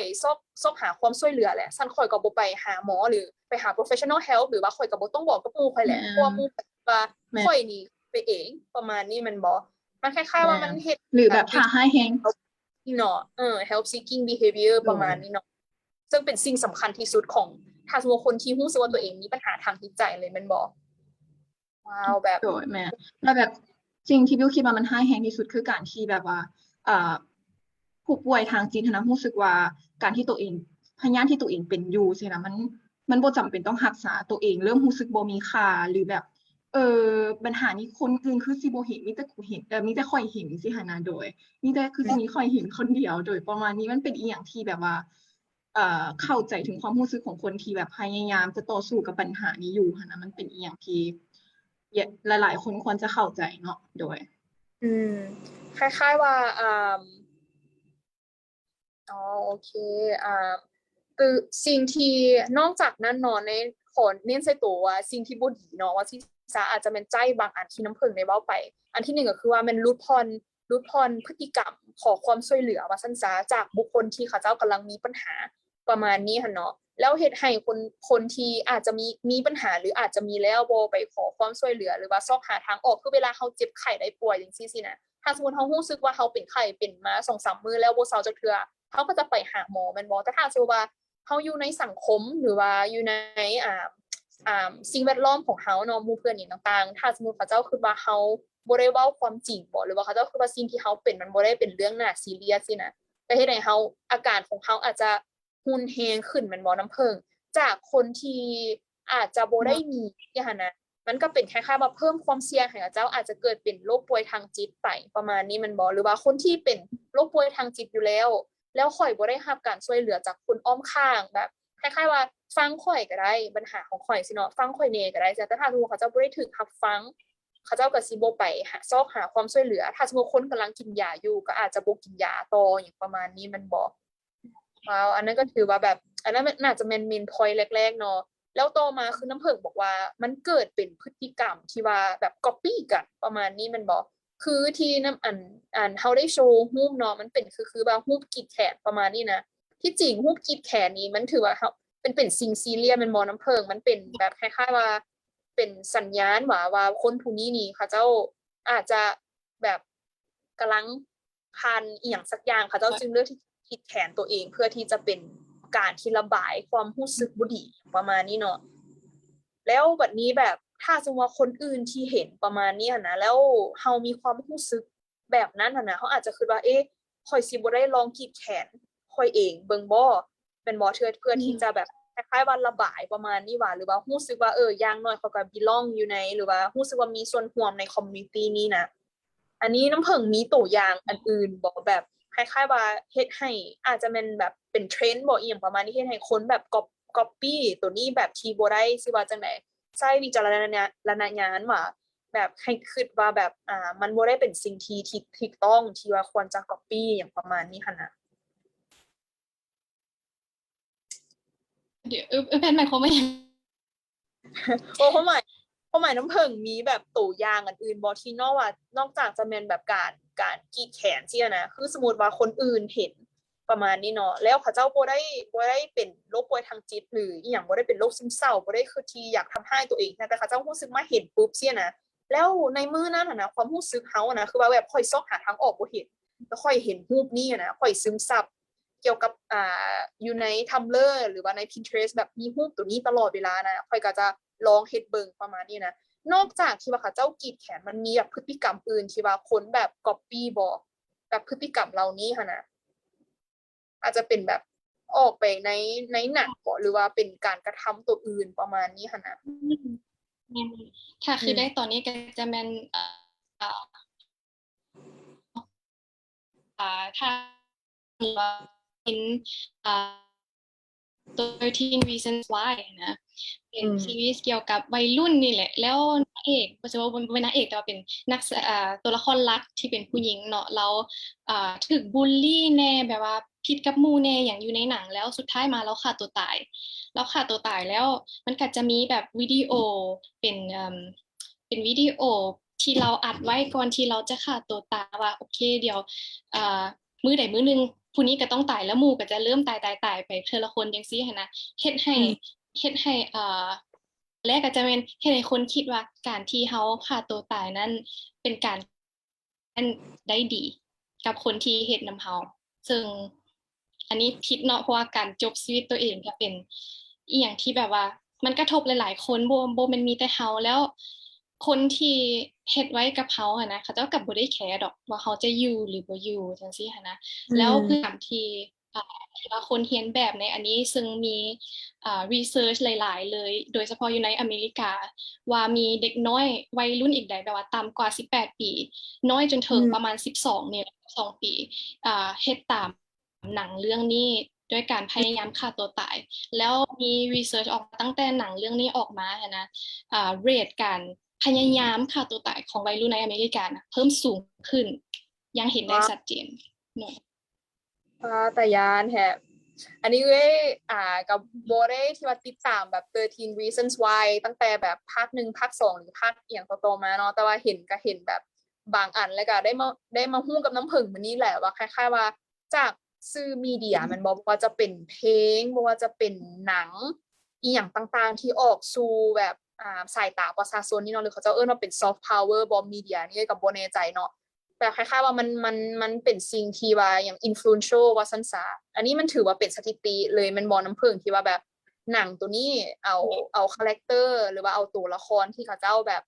ฆ่าตัวตายประมาณนี้หั่นนะบวกใส่กับอันเรื่องราวอีหยังในซีรีส์อีหยังต่างๆเนาะเฮ็ดให้คนแบบ copy behavior ตัวนี้ว่าแล้วเป็นแบบเป็นเทรนด์ขึ้นมาอีหลีเนาะนี่ว่าถือว่าเป็นอีหยังที่ถือว่าเป็นสถิติที่น่ากังวลเนาะแล้วคิดว่ามันบ่น่าจะแม่นมีแต่ในหนัง13 Reasons Why เนาะมันอาจจะมีแบบสื่ออื่นๆหรือว่าเพลงที่เฮาฟังอะนะบางเทื่อที่ว่ามันแบบดาร์กๆอย่างประมาณนี้นะอาจจะชักจูงบ่กับคนที่ว่าตอนนั้นอาจจะเป็นอารมณ์อ่อนไหวบ่เขาเจ้าอาจจะบ่ได้แบบสิว่าจังได๋แบบในตอนนั้นเขาเจ้าอาจจะบ่มีหนทางอีหยังเป็นประมาณนั้นเนาะให้เขาเจ้าแบบเป็นคือทางออกให้เขาเจ้าเฮ็ดหันน่ะว่าซั่นซะมันถือแบบ influence อะเนาะว่าซั่นซะแล้วหนังก็เป็นหนังอีหยังที่ว่าดังแล้วบ่แม่นแต่วัยรุ่นในอเมริกาอีกเนาะที่ว่าเบิ่งมันอยู่แบบทั่วโลกเลยอันนี้เฮาก็บ่ฮู้เนาะว่าวัยรุ่นที่ว่าได้เบิ่งหนังเรื่องนี้ถ้าสมมุติเขาเจ้าบ่มีวิจารณญาณหยังประมาณนี้นะมันจะถูก copy ไปหลายส่ำใดแล้วประมาณนี้หันน่ะอันนี้ว่าถือว่าเป็นอีหยังที่แบบน่ากังวลและก็เป็นห่วงเนาะหรือว่าน้ำผึ้งแบบถ้าสมมุติเฮามาเว้าเรื่องมีเดียในการรีพอร์ตเรื่องพวกนี้หันนะแล้วถ้าสมมุติว่าพวกคล้ายๆว่าสำนักข่าวอีหยังต่างๆเด้เขาเจ้าควรจะมีแบบสิว่าจังได๋เวลาเผยแพร่เรื่องพวกนี้หันน่ะเขาเจ้าควรจะมีเป็น criteria อีหยังบ่ที่ว่าก่อนจะ publish ออกมาน่ะเฮ็ดแนวใดว่าให้ฮู้เนาะว่าโอเคว่ามีเคสสมมุติว่ากรณีที่ว่าฆ่าตัวตายประมาณนี้นะแต่อาจจะบ่ได้สิว่าจังได๋ว่าแบบมี cautions หน่อยนึงนะข้อควรระวังว่าซั่นซะเวลาที่เฮาจะเว้าหรือว่า publish article หรือว่า content อีหยังต่างๆเกี่ยวกับการฆ่าตัวตายนะเฮาควรจะconsider หลายๆเหตุผลอย่างก่อนบอกแบบ criteria อีหยังต่างๆนะด้วยแม่นก็เพิ่งคิดว่าแบบสายที่เฮาเห็นแล้วเวลามีข่าวแบบนี้ขึ้นมาเนาะเพิ่งเห็นอยู่ทั้งในลาวแล้วก็อยู่ทางมาเลเซียที่เพิ่งไปเรียนอยู่เวลามีเรื่องแบบนี้ขึ้นมาแล้วเขาเจ้าก็จะพยายามบ่เว้าถึงเลยแบบปกปิดข่าวเลยแต่จังได๋คนก็ฮู้อยู่ดีหันนะคันสิว่ามันเป็นการดีที่คนฮู้กับบ่แม่นคันสิว่ามัน บ่ดีที่คนบ่ฮู้กะบ่แม่นหันนะมันยังแบบครึ่งๆกลางๆอยู่ว่าควรเว้าดีบ่หรือว่าบ่เว้าดีบ่แล้วที่จริงมันก็ยังบ่มีแบบว่ามันยังบ่มีไกด์ไลน์ที่ตายตัวจากแบบว่าด้วยการคนที่แบบไกด์ไลน์จังซั่นจังซี่เวลาเขาจะเว้าแบบขอบเขตเขามันก็ยังบ่มีอันนี้ก็น่าจะเป็นอีหยังที่ต้องเอ่อเฮ็ดตื่มในอนาคตแบบว่าค้นคว้าเรื่องนี้หลายขึ้นแต่ว่าอันนี้เพิ่นก็บ่ฮู้คือกันอีกใจเว้าตรงๆเลยอีกใจหนึงเพิ่นก็แบบบ่อยากให้เอาข่าวแบบนี้ออกมาเว้าเลยเพราะว่าแบบย้านคนเห็นแล้วเฮ็ดตามอิหยังซี้นะแต่อีกใจหนึงเพิ่นก็แบบถ้าบ่เว้าก็บ่มีไผฮู้ว่าโอเคมันนั่นมีผลจังใดแน่หรือว่าถ้าบ่เว้าก็บ่มีไผฮู้ว่ามันมีออกแนวใดแน่หันนะอ๋อแบบความหมายว่าทุกอย่างที่เฮาเว้าบารู้สึกว่ามันจะมีเป็นสิว่าจังได๋ boundary ว่าแบบขีดเส้นเนาะว่าอีหยังที่มันควรอีหยังที่มันบ่ควรเพราะว่าคล้ายๆว่าอยากยกประเด็นตรงนี้ออกมาเนาะคือว่าที่น้ำเพิ่งได้เว้ายกตัวอย่างของซีรีส์13 Reasons Why เสียนะแล้วในบ้านเฮาเองหรือว่าในสื่อต่างๆสินะเวลาบางสื่อเนาะเขาเจ้าโพสต์ไปสินะเขาเจ้าอาจจะบอกถึงวิธีการเลยประมาณนี้นะแล้วแบบคล้ายๆว่าถ้าสมมุติว่าเขาเจ้าอยู่ในสิว่าจังได๋ในช่วงเวลาที่ว่าแบบเฮาบ่ฮู้สิจังได๋หาทางออกบ่ได้ว่าสิซะแบบคือให้ทุกคนลองคิดว่าแบบคนมืด8ด้านอีหลีประมาณนี้นะแล้วมันมีวิธีตัวนี้สิหั่นนะเขาเจ้าสิบ่แบบซอกหาว่าแล้วมาเฮ็ดประมาณนี้เลยอยากคิดก็เลยคิดเนาะนี่บ่แม่นคำตอบหยังดอกเป็นคือ discussions เนาะคล้ายๆว่ามันสมควรบ่ที่เฮาจะเปิดเผยวิธีที่ผู้ใดหนึงเขาเจ้าแบบจบชีวิตตัวเองลงอิหยังประมาณนี้นะแม่นอันนี้ก็แบบเป็นข้อ discussions เนาะคล้ายๆว่าช่วง Q&A เนาะคล้ายๆว่าคนที่อยู่ใน Zoom เนาะอาจจะแบบลองให้คำเห็นเบิ่งเนาะว่าเป็นแนวใดอย่างประมาณนี้เนาะว้าวแบบอันนี้ก็ถือว่าเป็นนอกจากว่าเฮาว่าคนที่ว่าตามที่ได้สั่งรวมมาเนาะก็คือว่าข้อเสียของ romanticizing นี่นอกจากที่ว่าคนที่เป็นโรคป่วยทางจิตเองเนาะจะบ่ถูกว่าบ่ถูกว่าจังได๋บ่ได้รับความเห็นใจว่าหรือได้รับความเข้าใจประมาณนี้เนาะเฮ็ดให้เขาเจ้านี่บ่ไปซอกหาความช่วยเหลือต่างๆบ่ว่าจะเป็นจากหมู่อ้อมข้างคนที่เขาเจ้าไว้ใจหรือว่าแม่นครอบครัวหรือว่าไปทางหมอผู้เชี่ยวชาญนี่หยังซี้เนาะจะเฮ็ดให้แบบอาการของเขาเจ้านี่ร้ายแรงลงกว่าเก่าแล้วนอกจากนั้นเนาะการเผยแพร่ข้อมูลที่บ่ถูกต้องหลายหรือว่าบ่ accurate หลายยกตัวอย่างที่การนำเอาชีวประวัติหรือว่าแบบชีวิตของผู้ใดหนึ่งที่เป็นโรคป่วยทางจิตไปในทางเป็นละครบ่เป็นซีรีส์บ่หรือว่าเป็นเพลงอีหยังสู่สายตาประชาชนสินะอาจจะเฮ็ดให้คนที่แบบสิว่าจังได๋ว่าแบบเป็นเผยข้อมูลที่บ่ถูกต้องให้สร้างความเข้าใจผิดทั้งสังคมเองแล้วก็คนที่กำลังมีปัญหาประมาณนี้เนาะว้าวแบบรูปตัวนั้นเห็นนะรู้สึกย้านเลยได้รูปที่กรีดแขนนะแล้วแบบความหมายว่าแบบแล้วเป็นพฤติกรรมที่สามารถ copy ได้ขนาดตัวนี้นะอันนี้ถือว่าเป็นอีหยังที่น่ากังวลหลายเนาะแล้วบัดนี้นอกจากตัวที่เฮาได้เว้าแล้วเนาะว่าผลดีของมันนี่แม่นที่ว่าคนรู้สึกว่าค่อยได้ระบายให้สื่อสังคมให้ค่อยเข้าใจแม่นสื่อสังคมของเฮาให้เข้าใจว่าค่อยกำลังอ่ากำลังแบบประเสริญกับอีหยังอยู่ประมาณนี้เนาะอาจจะเกิดการความเห็นใจอย่างประมาณนี้หรือว่าเว้าเรื่องราวหรือว่าถ่ายทอดออกมาให้คนทำรู้ว่าเฮ้ยมันบ่ได้เป็นเรื่องน่าอายที่จะเว้าเรื่องสุขภาพจิตของตัวเองหรือว่าโรคป่วยทางจิตของตัวเองประมาณนี้มันบ่เฮ็ดให้แบบคนเฮ็ดให้มลทินหันมันหลุดพ้นไปในตัวว่าซั่นซะในสังคมของเฮาแต่ว่ารู้สึกว่าผลร้ายนี่หลายถ้าสมมุติว่าเฮาบ่มีข้อมูลที่ถูกต้องประมาณนี้เนาะถ้าบ่มีข้อมูลที่ถูกต้องหรือว่าแบบการที่เฮาไปเว้าให้คนอื่นทั้งที่เฮาบ่ฮู้ว่าชีวิตหรือเรื่องราวของเขาเจ้านี่เจออีหยังมาแน่ว่าซิซะมันแบบส่งผลเสียหลายแรงเนาะแล้วรู้สึกว่าตอนนี้นี่เฮาได้เว้าก็คือว่าแบบ romanticizing นี่แม่นอีหยังคนเฮ็ดในแพลตฟอร์มหยังแน่หยังประมาณนี้เนาะแล้วบัดนี้ผลเสียของมันมีหยังแน่น้ำเพิ่งก็ได้ยกตัวอย่างมาหลายๆอันเนาะแล้วบัดนี้แล้ว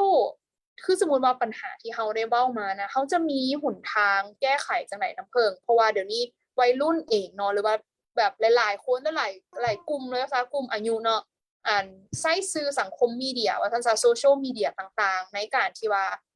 ระบายความรู้สึกแน่หรือว่าเว้าความเห็นอีหยังของตัวเองประมาณนี้หั่นนะแล้วแบบ ถ้าสมมติว่าอยู่ในของเขตของเรื่องสุขภาพจิตของเขาเนาะถ้าสมมติมีคนไปคอมเมนต์ใส่คือยกตัวอย่างสินะตัวเลยว่าโอ๊ยแบบรู้สึกว่าแบบซึมเศร้าเว้ยแบบอย่างประมาณนี้เนาะแล้วมีคนอื่นมาบอกว่าโอ๊ยเจ้าจะสู้ขึ้นหลายเด้อแบบเจ้าบ่ได้เป็นอีหยังอย่างประมาณนี้นะเป็นโรคฮิตคือเขาอีกแล้วหวาอย่างประมาณนี้ถ้าสมมติว่าเขาบ่อยากเห็นให้สังคมของเขาหรือว่าโซเชียลมีเดียของเขานะเป็นในแนวทางนั้นนะเขาจะมีวิธีแก้ไขแนวใดน้ำเพิงแบบทุกคนน้ำเพิงลองว่าให้ฟังได้บ่ว่าทั้งตัวบุคคลเองแล้วก็สังคมของเขาแหละจะมีวิธีลดผ่อนเรื่องนี้ได้แนวใดนี้อันทีแรกก็คือเขากำลังเฮ็ดอยู่ตอนนี้ก็คือมาเว้าเรื่องนี้ แล้วก็เฮ็ดให้คนเข้าใจเรื่องนี้หลายขึ้น แล้วอีกอย่างหนึงก็คือแบบว่าโซเชียลมีเดียเนาะมันก็เป็นแพลตฟอร์มที่จะแบบคนก็มีพื้นที่ส่วนตัวแล้วก็ที่จะเว้าหยังก็ได้ expect อิหยังก็ได้ซึ่งบ่ผิดถึงนี่แล้วก็เพิ่งเฮ็ด research ตัวนี้เพิ่งก็ได้เขียนอย่างชัดเจนเลยว่าบ่ได้มีเจตนาจะ judge ผู้ใดหรือว่าตัดสินผู้ใดบ่ได้จะเว้าว่าexperience ของเรานี่ valid หรือว่าบ่ valid เนาะแต่ว่าแค่อยากให้เห็นว่ามันมีผลกระทบแนวใดแด่และดีหรือบ่ดีแนวใดเพราะว่าแบบมันเป็นเรื่องที่แบบว่ามันมีโค้ดอันนึงที่เพิ่งอ่านเจอตอนที่เฮ็ด research ค่ะเจ้าเขียนว่า we went from nobody talk about it to everybody blabbing about it แปลว่าแบบจากกลายเป็นเรื่องที่บ่มีไผเว้าเกี่ยวกับเลยแล้วอยู่ดีทุกคนก็มาเว้าเรื่องนี้แม่นบ่แล้วก็สิ่งที่เฮาเฮ็ดได้ก็คืออยากให้กวดข้อมูล fact check เนาะเขาจะแชร์หรือว่าโพสต์เกี่ยวกับโรคทางจิตนี่เฮาต้อง make sure ก่อนว่าโอเคข้อมูลนี้แท้จริงหรือบ่ข้อมูลนี้มาจากไสแล้วก็เพื่อแบบเวลาเขาแชร์ออกหรือว่าโพสต์ออกไปคนเห็นมันจะได้แชร์ต่อๆกันไปจะได้เป็นข้อมูลที่ถูกต้องหั่นนะแล้วก็การที่เฮาแบบระบายเนาะสมมุติว่ามื้อนี้รู้สึกซึมเศร้ามื้อนี้รู้สึกแซดมันก็บ่ผิดแบบทุกคนก็สามารถระบายได้แต่เพิ่งคิดว่ามันแบบว่าขึ้นกับว่า intention ขึ้นกับว่าเจตนาเฮาโพสต์ออกไปแล้วว่าเฮาต้องการอยากได้หยังกลับมาโอเคแล้วก็ขึ้นกับว่าสังคมของเฮานี่กว้างส่ำใดนำโซเชียลมีเดียของเฮาเนาะเฮามีหมู่หลายปานใดหรือว่าแบบเฮาเป็นคนในสังคมบ่หรือว่าเฮามีแต่หมู่ที่เฮาสนิทอยู่ใน Facebook หรือว่า Instagram จังซี่แล้วก็สำหรับคนที่แบบว่าเป็น third person เนาะที่แบบว่าเลื่อนโซเชียลมีเดียมาเบิ่งซื่อๆก็อยากให้ระมัดระวังกับการสิว่าจังได๋ consume content หั่นนะเอ้ยแพนการเสพข่าวบ่แม่นๆอยากให้ฟิลเตอร์หน่อยนึงว่าตัวใดมันhelpful หรือบ่ helpful สำหรับเฮาบ่จังซี่หันนะแล้วก็สำหรับคนที่แชร์เรื่องประสบการณ์ของตัวเองเนาะจังซี่หลักๆแบบว่าที่ออกมาว่าโอเคค่อยสมมุติเป็น major depressive disorder ค่อยเป็นโรคซึมเศร้าจังซี่การที่ออกมาเว้าแล้ว1ก็คือที่เพิ่งเว้าไปเว้าเพื่อหยังแค่ว่ามาให้รู้ซื่อๆแบบว่าให้คนแบบว่าสิว่าจังได๋วะรับรู้จังซี่โอเคหรือว่าจะมาแชร์สมมุติว่า journey ของเจ้าไปรับ treatment จังซี่หันนะอยากให้เว้าในทางที่มัน real หั่นน่ะอยากให้เว้าในทางที่มันแบบแท้ true ที่สุดเลยแบบว่าแม่นอยู่ถ้าว่าประสบการณ์เจ้ามันจะขี้ร้ายมันจะ ugly มันบ่ได้สวยงามคือที่ทุกคนที่ทุกคนคิดหั่นนะมันประสบการณ์เฮาบ่จำเป็นที่จะต้องเผยแพร่ในทางที่มันสวยงามเฮ็ดให้คนอื่นยอมรับในทางนั้นๆหั่นนะประสบการณ์ของเฮาก็คือของเฮามันก็ขี้ร้ายเพราะว่ามันแค่แบบว่ามัน matters ที่ว่าบอนที่เจ้าจะไปฮอดหั่นน่ะเจ้าจะไปฮอดมันบ่แบบสมมุติว่าเฮาบ่สบายจังซี่เฮาอยากเซาบ่เฮาคืออยากเซาจะเซาแนวแบบบ่เกี่ยวสมมุติว่าเฮาอยากปีนภูจังซี่เนาะอยากปีนภูขึ้นไปเบิ่งตะเว้นขึ้นจังซี่นะจะทุรกันดารกันได้ก็ย้าจังซี่นะสุดท้ายเฮาก็ไปฮอดแล้วก็นี่ของเฮาหั่นโดยเฉพาะเรื่องสุขภาพจิตหั่นนะมันบ่ได้ราบรื่นคือที่แบบว่าคือที่เฮาคิดดอกเพราะว่าถ้าเกิดขึ้นกับเฮาได้นะแบบมันคือลงมื้อนึงรู้สึก10ความรู้สึกดีจังซี่โดย ว้าวโซลูชันแบบนี้หลายอย่างเนาะวิวเนาะฟังมานี่เกือบจะจดบ่ทันแล้วนี่นะคล้ายๆน้ำผึ้งเว้าเนาะคือว่าเป็นในทั้งของตัวบุคคลเองคนที่ว่ามีกำลังแบบกำลังประเสริฐเนาะหรือว่ากำลังรักษาตัวเองคนที่ถูกวินิจฉัยมันบ่หรือว่าเพิ่นเอิ้นว่าหยัง diagnose เนาะวินิจฉัยบ่หรือว่าถูกบ่งมาตีว่าค่อยสิว่าเป็นโรคซึมเศร้าประมาณนี้มันบอกว่าให้แชร์ประสบการณ์ตัวเองนี่ที่มันเป็นความจริงถึงว่าหนทางรักษาของเฮามันจะเป็นประสบการณ์ที่บ่ดีหรือว่าประสบการณ์ที่ดีอย่างก็ตามให้เว้าในความโดยคล้ายๆคือแบบว่าเฮาบ่จำเป็นต้องเบิ่งแบบการปิ่นปัวหรือว่าการรักษาทางจิตได้ว่ามันบ่ได้ค่อยดีขึ้นบ่อีหยังประมาณนี้บ่เอาไปตามความจริงสิฮะนะเดี๋ยวเด้อรู้สึกว่ามันยังค้างๆบ่ทุกคนได้ยินเสียงแผนอยู่บ่โดยได้ยิน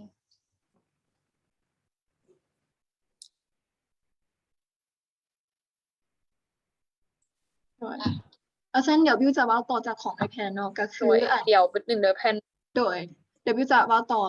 จากของไอแพนเนาะก็คือเวลาที่มาบางคนมีประสบการณ์ทางด้านสุขภาพจิตนะแล้วเมื่อตัวเองข้ามผ่านจุดที่ว่ามันหนักได้แล้วอยากอธิบายหรือว่าอยากแชร์ประสบการณ์ที่ว่าตัวเองสามารถรักษาได้ในระดับหนึ่งสิคะนะบ่จำเป็นเนาะที่ว่าจะต้องแบบต้องสวยงามเฮาก็แค่เว้าไปตามความจริงบ่ให้เป็นแบบสร้างโลกสวยให้คำศัพท์โลกสวยหรือว่าวิธีโลกสวยให้แก่ปัญหาสุขภาพจิตเนาะก็คือเว้าไปตรงๆเลยว่าเฮาปิ่นปัวเฮารักษาตัวเองแนวใดแต่ถึงอย่างไรก็ตามเนาะคนแต่ละคนมันก็บ่ได้คือกันฉะนั้นเจ้าของร่างกายเจ้าของปัญหาเองสิหนะก็ต้องหาวิธีหลายๆอย่างใช้สติในการฟังเนาะก็พยายามใช้สติในการที่ว่าเฮาจะรับวิธีการแก้ไขของคนอื่นนำเนาะโดยประมาณนี้เนาะไอแพนจำบ่เห็นต่อบ่แต่ไอแพนอันปิดไมค์เด้อโดยโทษหลายๆอันนี้เสียงเอ้ยได้ขาดไปบ่ในตอนแรกๆนะเพราะเอ้ยรู้สึกว่ามันทางอินเทอร์เน็ตเอ้ยข้างๆหน่อยนึงบ่โดยแม่นโอเคแล้ว โอเคแล้วเนาะโดยเพราะว่าตามที่บิวเฮายังอยู่ในที่ว่าของอันนี้เฮาว่าถึงหนทางแก้ไขเนาะแล้วเป็นกลุ่มบุคคลที่ว่ามีปัญหาโดยตรงประมาณนั้นซะที่ได้บิวก็ได้ให้ฟังแล้วบัดนี้ก่อนที่บุคคลทั่วไปเนาะที่น้ำผึ้งได้เว้าเนาะว่าเวลาเฮาจะระบายหรือว่าใส่ถ้อยคำอีหยังที่มันเกี่ยวกับสุขภาพจิตบ่หรือว่าโรคป่วยทางจิตบ่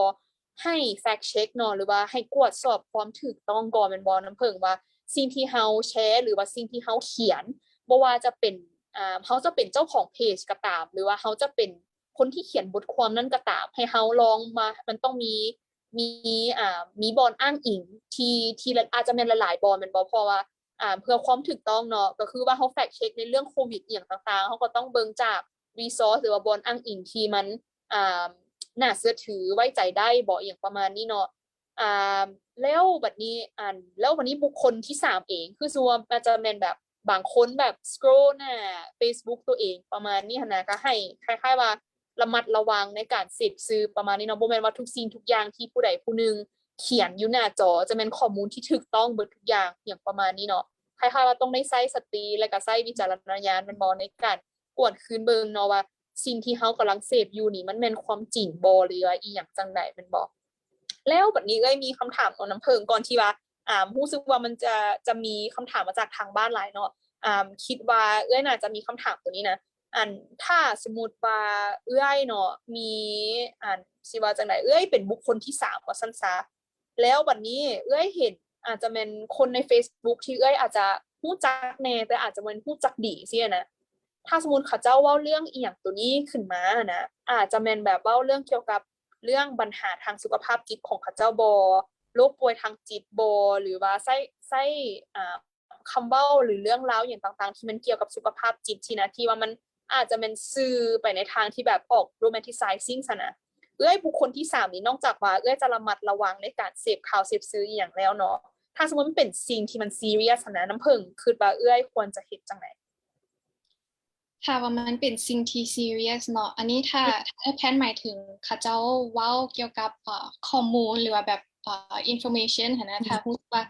ไปในทาง romanticizing ก็จะเข้าหาคนผู้นั้นบอกว่าค่อยคิดว่าสิ่งที่เจ้าเว้าหั้นนะมันบ่ตรงกับแบบว่า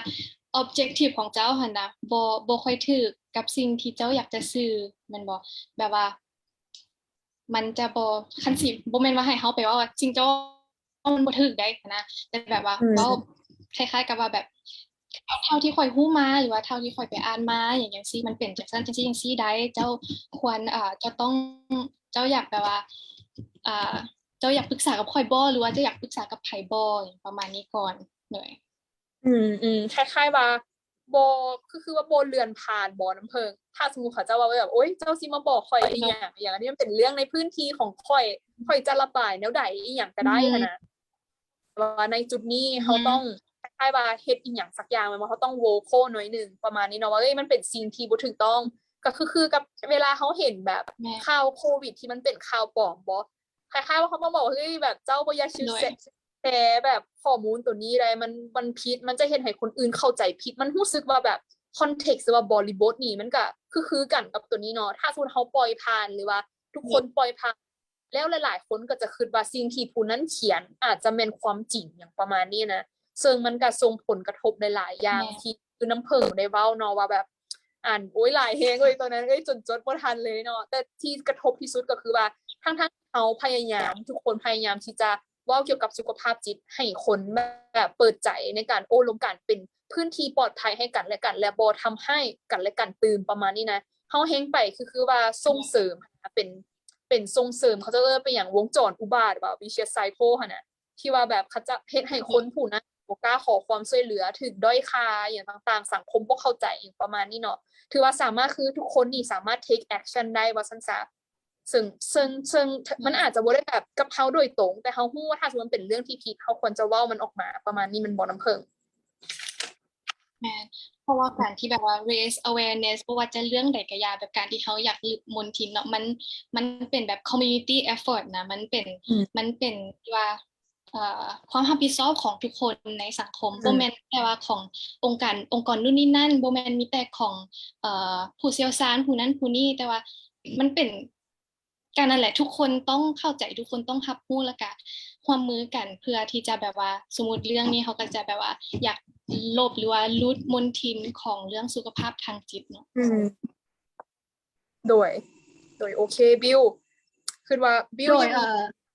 หรือว่าเขาจะเริ่มคำถามจากทางบ้านเลยบ่อันนี้เดี๋ยวนี้หันเป็น8:00 นแล้ว30 นาทีบิวรู้สึกว่าคำถามนี้มีห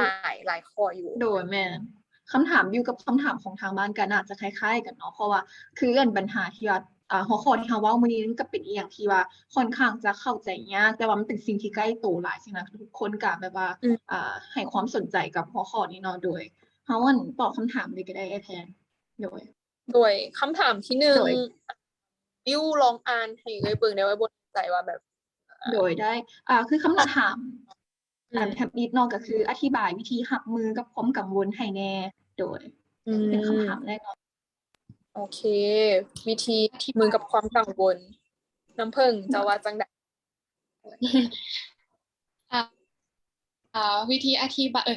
วิธีอธิบายวิธีรับมือกับความกังวลสำหรับเพิ่งแล้วเนาะให้เฮาคิดซ่าๆแบบว่าอันนี้ก็จะเฮ็ดยากนั่นแหละแต่ว่าต้องแบบว่าถ้าเฮารู้สึกกังวลแล้วเฮาต้องคิดก่อนว่าการกังวลของเขานั้นมันมีเหตุผลบ่ว่าโอเคเฮาสามารถกังวลได้มันเป็นเรื่องปกติเฮากังวลแต่ว่าการที่เฮากังวลนี้มันมีเหตุผลมาจากหยังแล้วก็ถ้าเฮากังวลแล้วมันจะช่วยหยังเพราะถ้าบางคนหั่นน่ะถ้าเขาเจ้ากังวลแล้ว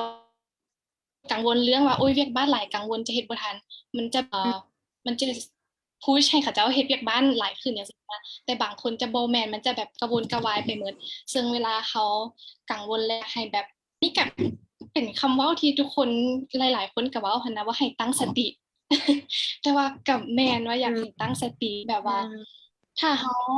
าว่ามันเฮ็ดยากหั่นน่ะอันนี้มันเพิ่งก็เฮ็ดเนาะถ้าว่ามันนะถ้าอยากคิดหยังนะคิดไปก่อนเลย ปล่อยให้สมองมันแล่นไปเลย แล้วเวลามันแล่นไปหมดแล้วเขาจึงมานั่งคิดทบทวนว่าโอเคสิ่งที่เขากังวลไปนั้นมันมีเหตุผลบ่มันช่วยในด้านใดบ่ถ้าว่ามันช่วยโอเคเขาก็จะเก็บมาพิจารณาคิดว่าเขาเฮ็ดอีหยังกับมันได้แน่ประมาณนี้ โอ้บัดนี้บิวมีอาจจะเป็นวิธีส่วนตัวอีหยังบ่ที่ว่านอกจากน้ำผึ้งในเว้าเนาะว่าเวลาเขากับแม่นว่าทุกคนที่อยู่นำกันเบิ่งไลฟ์นี้อยู่สินะคือทุกคนมีความกังวลคือกันเบิดเลย มีความกังวลที่แตกกันไปประมาณนี้บ่น้ำผึ้งบอกว่าโอเคให้กังวลไปก่อนโลดอาจจะแม่นคล้ายๆว่าเอาเป็นกำหนดบ่น้ำผึ้งว่าคล้ายๆว่าช่วงเวลาใดนึงสินะคือสมมุติเวลาเฮามีความกังวลหลายๆบางทีอะนะคือเฮาแบบความกังวลมาเขากับกังวลทุกๆเวลาประมาณนี้เขาลองพยายามแบบกำหนดตัวเองมึงบอกอันนี้ก็ขออนุญาตแชร์เป็นต้นโตก็ได้เนาะความกังวลขนาดจะคล้ายๆว่าจะกำหนดเอาช่วงเวลาใดหนึ่งของมือหนึ่งสมมติบอกว่าก่อนที่อาจจะแม่นก่อนที่จะนอนว่าซิซาจะคิดว่าค่อยกังวลอีหยังคือค่อยเขียนเสร็จเจียบทุกอย่างเลยเขียนออกมาเนาะแล้ววันนี้จะแบ่งออกมาว่าสาเหตุหันคือน้ำผึ้งเว้าเลยว่าสาเหตุที่เขากังวลหันแม่นอีหยังมันมีจากหัวข้อแล้ววันนี้มันมีตัวใดที่เขาแก้ไขได้บ่ในตอนนี้ประมาณนี้ค่ะนะเขาแบ่งออกมาก็คือมันเป็นคือแบบเป็น problem เซนบอมัน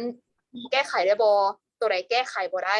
ถ้าตัวใดแก้ไขได้นี่ตัวใดที่ค่อยเฮ็ดได้ก่อนค่อยเฮ็ดไปก่อนประมาณนี้นะตัวใดที่มันอาจจะแบบแก้ไขยากหรือว่าต้องได้ขอความช่วยเหลือจากคนอื่นหลายๆประมาณนี้นะค่อยอาจจะแบ่งเป็นยิบย่อยสเต็ป1สเต็ป2ประมาณนี้บ่เพื่อที่จะเฮ็ดให้เฮาแบบรู้สึกว่าเฮา control ค่ะนะ control ปัญหาตัวนั้นได้คล้ายๆว่าปัญหาบ่ได้อยู่ในหัวเฮาแต่ว่าแบบค่อยรู้ว่าค่อยมีปัญหาแต่ว่าค่อยซอกหาทางแก้ไขไปแล้ว1 2 3ประมาณนี้เนาะแม่นบัดนี้บิวแม่มีหยังที่จะแอดใส่บ่ที่จริงค่ะนะบิวมีหลายวิธีเลยเนาะทั้งจากคนอ้อมข้างแล้วก็ตู่ของบิวแน่คือเอาตู่ของคนอ้อมข้างก่อนเนาะก็คือหมู่บิวแล้วก็บอกว่าอาจจะต้องได้งดโซเชียลมีเดียต้องได้หยุดเพื่อบ่ให้ตัวเองอยู่กับมีการเปรียบเทียบสินะเพราะว่าความกังวลนี่มันก็เกิดขึ้นมาจากหลายๆอย่างหนึ่งในหันก็เป็นการเปรียบเทียบตัวเองใส่กับคนอื่นนำเนาะกับการงดโซเชียลการเล่นโซเชียลมีเดียสินะมันก็เป็นอีกวิธีหนึ่งแล้วกับวิธีที่สองต่อมาก็คืออาจจะต้องได้มีการคล้ายๆคือนั่งสมาธิพึ่งทางศาสนาไปเลยเนาะก็คือนั่งสมาธิเฮ็ดให้ตัวเองอยู่กับปัจจุบันรู้ว่าตัวเองกำลังเฮ็ดหยังอยู่ตอนนี้ปัญหาที่เกิดขึ้นนะมันที่จริงมันก็คล้ายๆคือทั้งของน้ำผึ้งกับแพนเว้ามาแหละเนาะก็คือพยายามตัวเองมีสติรู้ว่าตัวเองตอนนี้จัดการหยังได้แน่ตัวเองจัดการหยังบ่ได้แน่คันมื้อนี้จัดการบ่ได้มื้ออื่นนี่สามารถเฮ็ดได้แน่พยายามจัดตารางชีวิตให้มันชัดเจนขึ้นแก้ปัญหาเป็นทีละหน่อยสิหั่นน่ะเนาะก็จะประมาณนั้นโดยแต่ว่าวิธีส่วนตัวคล้ายๆว่าวิธีที่เฮามีก็มันจะมีส่วนที่คือกันและอาจจะเป็นส่วนที่แตกต่างกันแต่คือว่าทุกคนต้องได้ซอกวิธีของตัวเองประมาณนี้ว่าจะคล้ายๆว่าวิธีการแก้ปัญหาของหลายๆคนอาจจะมีแตกต่างกันไปแต่ว่าเฮาลองเฮ็ดเบิ่งเนาะว่าตัวใดที่มันดีที่สุดเฮาหรือว่ามันเฮ็ดให้เฮารู้สึกใครขึ้นประมาณนี้เนาะโอเคเฮ็ดกิจกรรมอื่นๆก็ได้เพราะว่าบางคนนี่เบิดกังวลย้อนกินก็มีย้อนเล่นเครื่องดนตรีก็มีเล่นเกมก็มีอ่านหนังสือก็มีมันมีวิธีหลายอย่างเลยเฮาแค่เลือกว่าเฮาเฮ็ดสิ่งใดแล้วมันรู้สึกผ่อนคลายมีสติแล้วปุ๊บเฮาค่อยไปหาวิธีแก้ไขปัญหาโดยประมาณนี้เนาะโดยโอเควันนี้ต่อคำถามตัวอื่นบ่บิวลองโดยคำถามต่อไปเนาะก็คือเฮาสามารถช่วยอย่างแน่ๆถ้าเฮาสังเกตว่าคนอ้อมข้างมีพฤติกรรมโรแมนติไซซ์โดยกับปัญหาสุขภาพทางจิตโดยประมาณนี้น้ำผึ้งคิดว่าได้คล้ายๆที่เฮาได้เว้าไปแล้วเนาะเมื่อกี้นี้แต่ว่าอันนี้มันสำหรับคนอ้อมข้างบ่ถ้าเฮาเห็นว่าคนอ้อมข้างเฮาromanticize โรคทางจิตหรือว่าแบบเว้าเกี่ยวกับหัวข้อโรคทางจิตสิ่งแรกที่เฮาควรเฮ็ดก็คือเข้าไปถามว่าเป็นหยังบ่ต้องการหยังบ่ประมาณนี้เพราะว่าบางเทื่อเนาะโดยเฉพาะคนอ้อมข้างเขาคนที่เฮาแคร์เวลาเขาเจ้าพยายามจะบอกอีหยังเฮาสักอย่างหั่นน่ะหลายๆคนก็จะมีหลายๆวิธีที่ใช้ที่จะมาบอกเฮาหั่นนะซึ่งก็บ่อยากให้ เบิ่งข้ามอีหยังที่เล็กๆน้อยๆไปหั้นนะสมมุติว่าเขาอาจจะบ่ฮู้เขาเจ้าอาจจะต้องการเราก็ได้จังซี่หั้นนะเพราะว่าถึงแม้ว่าเขาจะบ่สามารถที่จะให้คำปรึกษาได้แต่ว่าจากที่เพิ่งได้เรียนมาหั้นนะได้เรียนรู้สิ่งหนึ่งที่สำคัญที่สุดการรับฟังการเป็นผู้ฟังที่ดีนะช่วยได้หลายเลยแบบเขาบ่คิดเลยว่าการที่เขารับฟังคนใดคนหนึ่งจะช่วยเขาได้หลายขนาดนี้นะถ้าบ่เกิดขึ้นกับตัวเองเทื่อใดเขาจะบ่ฮู้แปลว่าการที่เขาแบบอยู่บนนั้นบ่ต้องเว้าหยังก็ช่วยได้แล้วนะแล้วมันเฮ็ดให้เขาอีกอย่างนึงมันเฮ็ดให้คนคนนึงได้ระบายแล้วก็ได้ฮู้ว่ามีคนรับฟังอีกอย่างนึงเขาเป็นคนก็คิดว่าแม่งการที่ การมีตัวตนของเขานี่ก็มีประโยชน์หั้นนะแบบว่าการมีตัวตนของเขาก็สามารถช่วยได้หลายเติบหั้นนะคล้ายๆว่าเป็นผู้รับฟังที่ดีว่าซั่นๆเนาะรู้สึกว่าสกิลนี้นี่จะใช้ได้กับเกือบทุกๆสถานการณ์เลยได้บ่ว่าจะเป็นการเฮ็ดเวียกเวลาที่ผิดกับหมู่หยังประมาณนี้เนาะหรือว่าผิดกับแฟนบ่หรือว่าเฮ็ดเวียกโปรเจกต์อีหยังใดนึงเนาะคล้ายๆว่าการรับฟังหรือว่าช่วยเหลือคือที่ทางบ้านเพิ่นเว้ามาเนาะว่าคนอ้อมข้างถ้าสมมุติเขาเจ้า romanticize สมมุติว่า specific ใส่ context อันนี้ในบริบทตัวนี้ว่าซั่นเขาจะเฮ็ดอีหยังได้แน่ประมาณนี้นะการใช้ทักษะเนาะทักษะแบบการรับฟังที่ดีว่าจะเป็นรับฟังปัญหาของเจ้าหรือว่าเวลาเขาถามเขาเจ้าว่าเจ้าโพสในแนวทางนี้มันอยู่ในออกไปในทางของ romanticize จังซี่เนาะ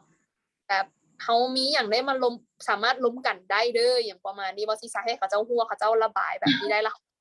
คือว่าเฮาบ่ได้ไปติ๊กเขาเจ้าว่าซั่นซะแต่เฮาพยายามแบบคือช่วยเหลือเขาเจ้าประมาณนี้เนาะเขาเจ้าให้ระบายความรู้สึกตัวเองให้ถูกต้องอย่างประมาณนี้วันนี้เห็นแชทตัวนึงเนาะที่เพิ่นบอกว่าเพิ่นมีประสบการณ์โดยตรงเพิ่นบอกว่าเพิ่นอยากแชร์ประสบการณ์อาจจะเป็นเว้าเรื่องสุขภาพจิตโรคป่วยทางจิตใจแบบโดยรวมว่าซั่นซะเนาะเพิ่นบอกว่าเพิ่นได้เซากินยาแล้วอาการเพิ่นหันดีขึ้น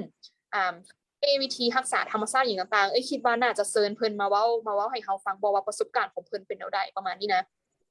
โดยเพิ่นสะดวกบ่เพิ่นยังฟังอยู่บ่โดยเปิดไมค์ได้เลยเด้อเจ้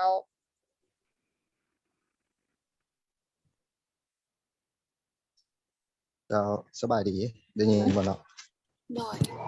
โดยสบายดีเจ้าสบายดีโดยพอดีอยากแชร์ประสบการณ์เรื่องโรคอันนี้แหละเนาะโรคป่วยทางจิตเนี่ยพอดีกับได้เป็นกับตัวเองมา2เทื่อแล้ว2ครั้งในชีวิตก็ครั้งนึงแม่นตอนจบม.ปลายเนาะกำลังจะเป็นวัยที่ว่าตั้งใจเรียนแล้วก้าวไปสู่มหาลัยนะแล้วก็เรียนหนักหลายแล้วก็ทั้งเล่นแม่แล้วนั่นก็ป่วยเนาะตอนนั้นก็เป็นอยู่ประมาณ2เดือนอันนั้นก็เศร้าได้ย้อนครอบครัวซวยเนาะแล้วก็กินยาไปประมาณ1เดือน2เดือนนี่แหละอันนั้นก็เป็นแฮงเนาะแล้วครั้งที่2ก็แม่นบางปีกายนี่เนาะรู้สึกว่าเป็นคืนก็ห่างจากครั้งนั้นก็ประมาณ10กว่าปีเนาะก็กลับมาเป็นคืนแล้วก็กับฮู้ว่าตัวเองเป็นนั่นแหละแล้วก็อยู่ในช่วงที่เป็นก็มีสติแล้วฮู้ว่าเฮาเป็นไปเฮาต้องได้กินยาต้องได้บำบัดนะก็ได้บำบัดอยู่ห้องหมอได้ละอาการหนักแฮงแล้วก็รักษาเนาะระยะนึงจนฮอดประมาณเดือน11 12นี่แหละของปีกายนี่เนาะก็กินยาไปเรื่อยๆแต่รู้สึกว่าตัวเองเฮ็ดเวียกบ่ได้แล้วก็เฮ็ดหยังมันก็บ่สะดวกบ่สบายใจนะจนตัดสินใจกับเมียเนาะว่าเฮาสิเซากินยาแล้วก็มารักษาโดยวิธีของเฮาคือแบบว่าเฮาบ่กินยาแล้วเฮาใส่สติตั้งสติปล่อยวางทุกสิ่งทุกอย่างออกไปกับปัญหาที่เฮาแบบเฮาเครียดไม่หยังสินะบางครั้งบางคนมันจึกโดยมันแบบคือเฮาเล่นโซเชียลหลายบ่เฮาอีหยังเฮามีความอิจฉาไม่หยังเฮาก็ปล่อยวางออกไปเป็นหยังทุกอย่างเลยนะใส่ธรรมะที่จริงเป็นคนนั่นรู้จักธรรมะก็ตั้งได้ดนแล้วแต่ปฏิบัติกับเวียกเนาะกับเวียกกับงานก็ศึกษาหลายโพดแน่มีหยังแหละมันแบบลงลึกทางด้านดนตรีกับแนวปรัชญาเรื่องอ่านหนังสือก็อ่านแนวปรัชญาแล้วก็ศึกษาแต่ศาสนาอย่างเช่นมันก็เลยเป็นคนแบบคิดหลายไม่อย่างแน่นะเนาะมันก็สะสมมาเนาะแต่ว่าทั้งนี้ทั้งนั้นตอนที่เป็นอยู่ทุกเทื่อก็เป็นฮู้สติตัวเองแหละแต่ว่ามันหลุดนะแล้วเฮาก็ทุกมื้อนี่เวลาที่สังเกตตัวเองที่เฮาบ่ได้กินยาเฮาก็ เฮาหลุดบ่ว่าเฮานี่แหละพยายามดึงสติตัวเองตลอดก็เลยว่า ปีนี้มาก็เลยทดลองบ่กินยาแล้วก็ใช้ชีวิตปกติแล้วก็มีสติดีกว่าเก่าหั่นนะก็เลยว่าอยากแชร์ให้ทุกคนเนาะแค่เฮามีสติแล้วก็แล้วอีกเรื่องหนึงมันสำคัญคือเฮาบ่สูบยาแล้วก็บ่กินเหล้าบ่เอาแอลกอฮอล์เลยนะปฏิบัติศีล5แบบเคร่งเลยแล้วก็อืมปีหนึงก็โอเคขึ้นหลายเลยล่ะโอเคขึ้นหลายเลย แต่ว่าไลฟ์สไตล์ก็เป็นนักดนตรีเนาะก็มีหมู่มีหยังกินก็เฮาก็อยู่นำกับเจ้าได้หั้นนะก็บ่เป็นหยังเจ้าประมาณนั้น โดยขอบใจหลายๆเนาะขอบใจหลายๆอันเพิ่นก็ได้มาแบ่งปันประสบการณ์ของตัวเองโดยตรงว่าซั่นซะแม่นคล้ายๆว่าอยากขอขอบใจอีหลีเนาะเพราะมีหน่อยได้ที่ว่าผู้ใดจะมาเว้าให้เฮาฟังว่าเรื่องราวของตัวเองเป็นแนวใดแล้วก็ได้แชร์ข้อคิดหลายๆอย่างวิธีการรักษาเนาะแต่อันเท่าที่เฮาได้เว้ามาก็คือว่าเฮาคิดว่าบ่แม่นว่าทุกคนที่จะต้องแบบเฮ็ดตามผู้เทียนโดยอ้ายเพิ่นเนาะขออนุญาตเอิ้นอ้ายเนาะโดยที่อ้ายเพิ่นได้เว้ามาเพราะแต่ละคนอาจจะมีอาการที่แตกต่างกันไปเนาะความรุนแรงของอาการอาจจะแตกต่างกันไปเนาะแต่ว่าอ้ายเพิ่นก็คือว่าเพิ่นก็เคยไปหาหมอแล้วเนาะแต่เพิ่นก็คล้ายๆว่าอาจจะได้รับการกินยาอีหยังมาแต่ว่ารู้สึกว่าอาจจะบ่แม่นวิธีที่จะเฮ็ดให้เฮาแบบลดผ่อนอาการของเฮาได้เพิ่นเลยเลือกเนาะคล้ายๆว่าเลือกช้อยส์ให้ตัวเองอาการค่อยอาจจะเป็นตัวนี้ค่อยเลยว่าพึ่งวิธีที่บ่แม่นการรักษาด้วยยาว่าซั่นซะในบ่ว่าจะเป็นการเบิ่งแยงตัวเองคืออ้ายเพิ่นมาจะบ่สูบยาบ่กินเหล้าอีหยังต่างๆเนาะอาจจะแม่นไลฟ์สไตล์ของตัวเองการใช้ชีวิตอีหยังต่างๆแล้วก็รู้สึกว่าสิ่งที่พ้นเด่นที่อ้ายเพิ่นเว้าเนาะก็คือว่าเพิ่นรู้ว่าทริกเกอร์ของตัวเองเป็นหยังหันน่ะแม่นบ่คือว่าทริกเกอร์คล้ายๆว่าแม่นสาเหตุใดหรือว่ารู้คล้ายๆว่ารู้ตัวเองว่าตอนใดที่อาการค่อยกำลังกำเริบบ่หรือว่ากำลังจะเกิดขึ้นแล้วค่อยจะซอกวิธีแก้ไขในจุดๆนั้นหั่นน่ะเพราะรู้สึกว่า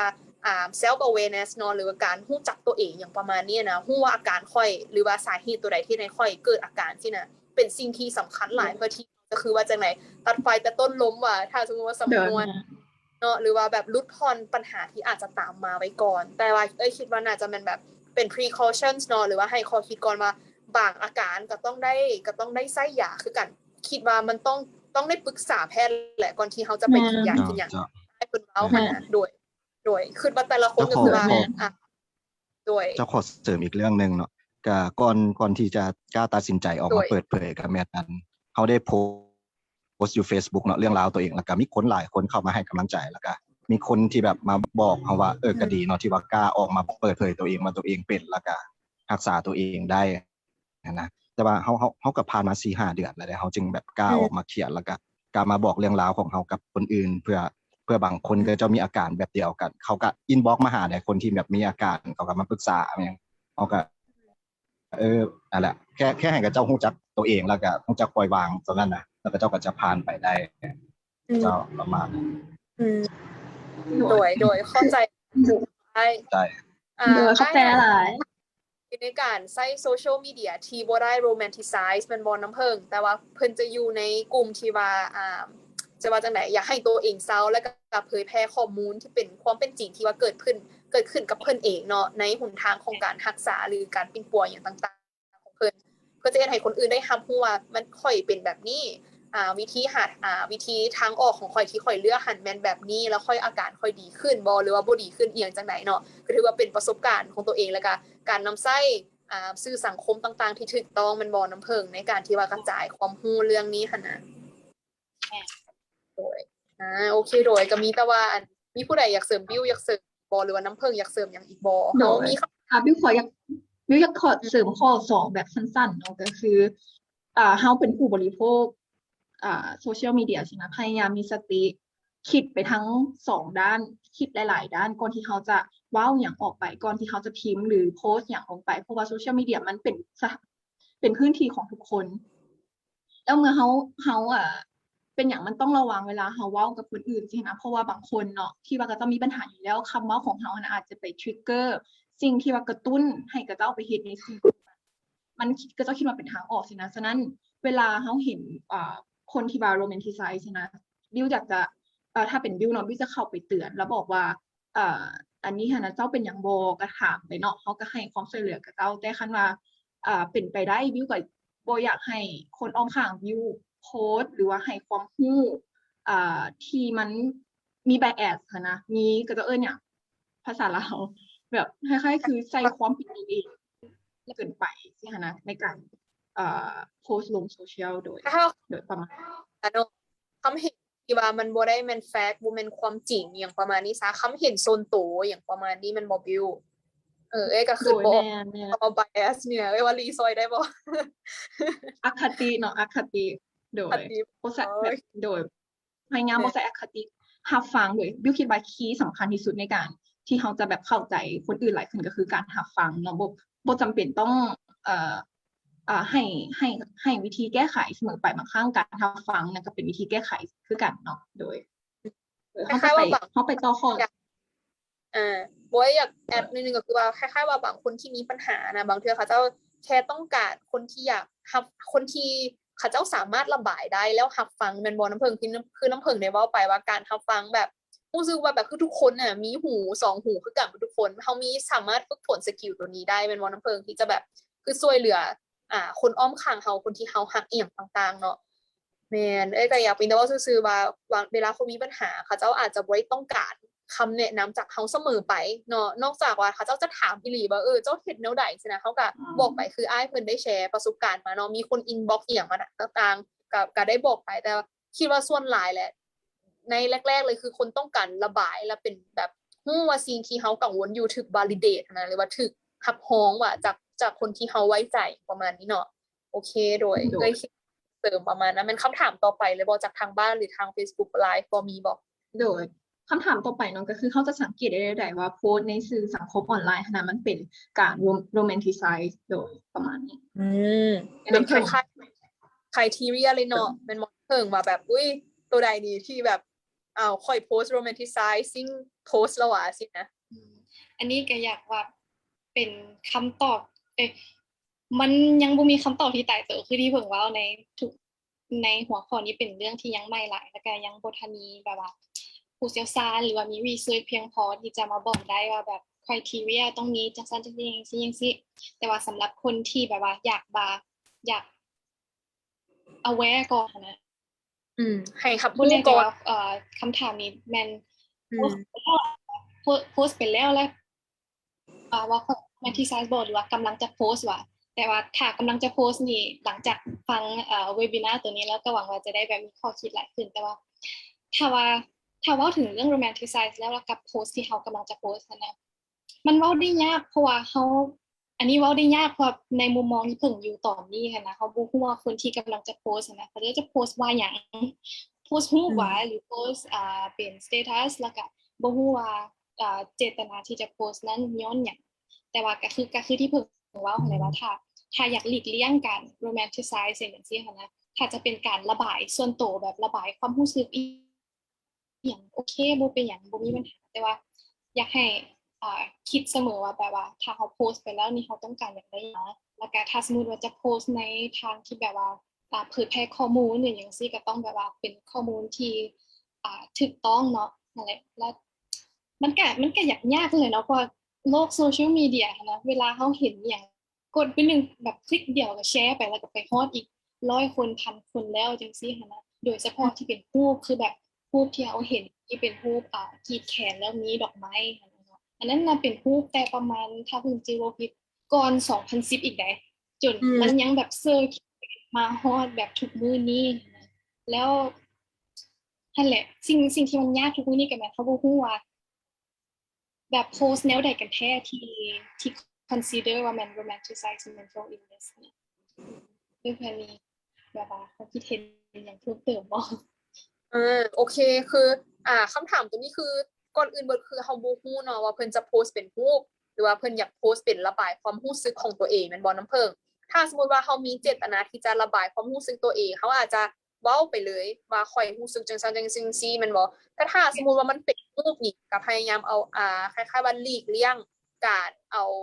สุขภาพจิตกับสิ่งสวยงามมาใส่นํกันประมาณนี้บ่ฮู้ว่าโคโฮสเฮาสามารถเอารูปแต่ละรูปขึ้นมาเบิ่งอีกได้เทื่อนึงบ่อาจจะอธิบายง่ายขึ้นเพิ่งเนาะคือถ้าสมมุติว่าเป็นไอ้เตียงอยู่บ่หรือว่าประกายดาวยังบ่ และอีกอย่างหนึ่งก็คือแบบว่าสมมุติว่าเป็นรูปที่เอาอ่าโลกทางจิตกับความสวยงามมาปนกัน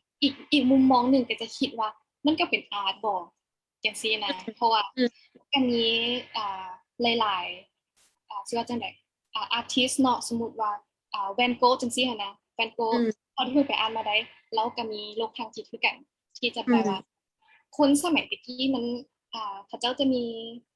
เขาเจ้าก็บ่ฮู้หั้นแหละเนาะว่าเขาเจ้ามีโรคทางจิตแต่ว่าเวลาที่เขาเจ้าเป็นอาร์ติสต์แล้วนะเวลาที่เขาเจ้า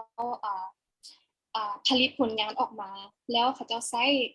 โลกทางจิตของเขาเจ้าเพื่อเป็นอินสปิเรชันให้เป็นสิ่งยูนิคสำหรับเขาเจ้านั่นก็จะอีกมุมมองหนึ่งว่าแบบอันนี้ก็อาร์ตบอกจังซี่หั่นนะคล้ายๆว่าแต่มุมมองเป็นก็ได้ค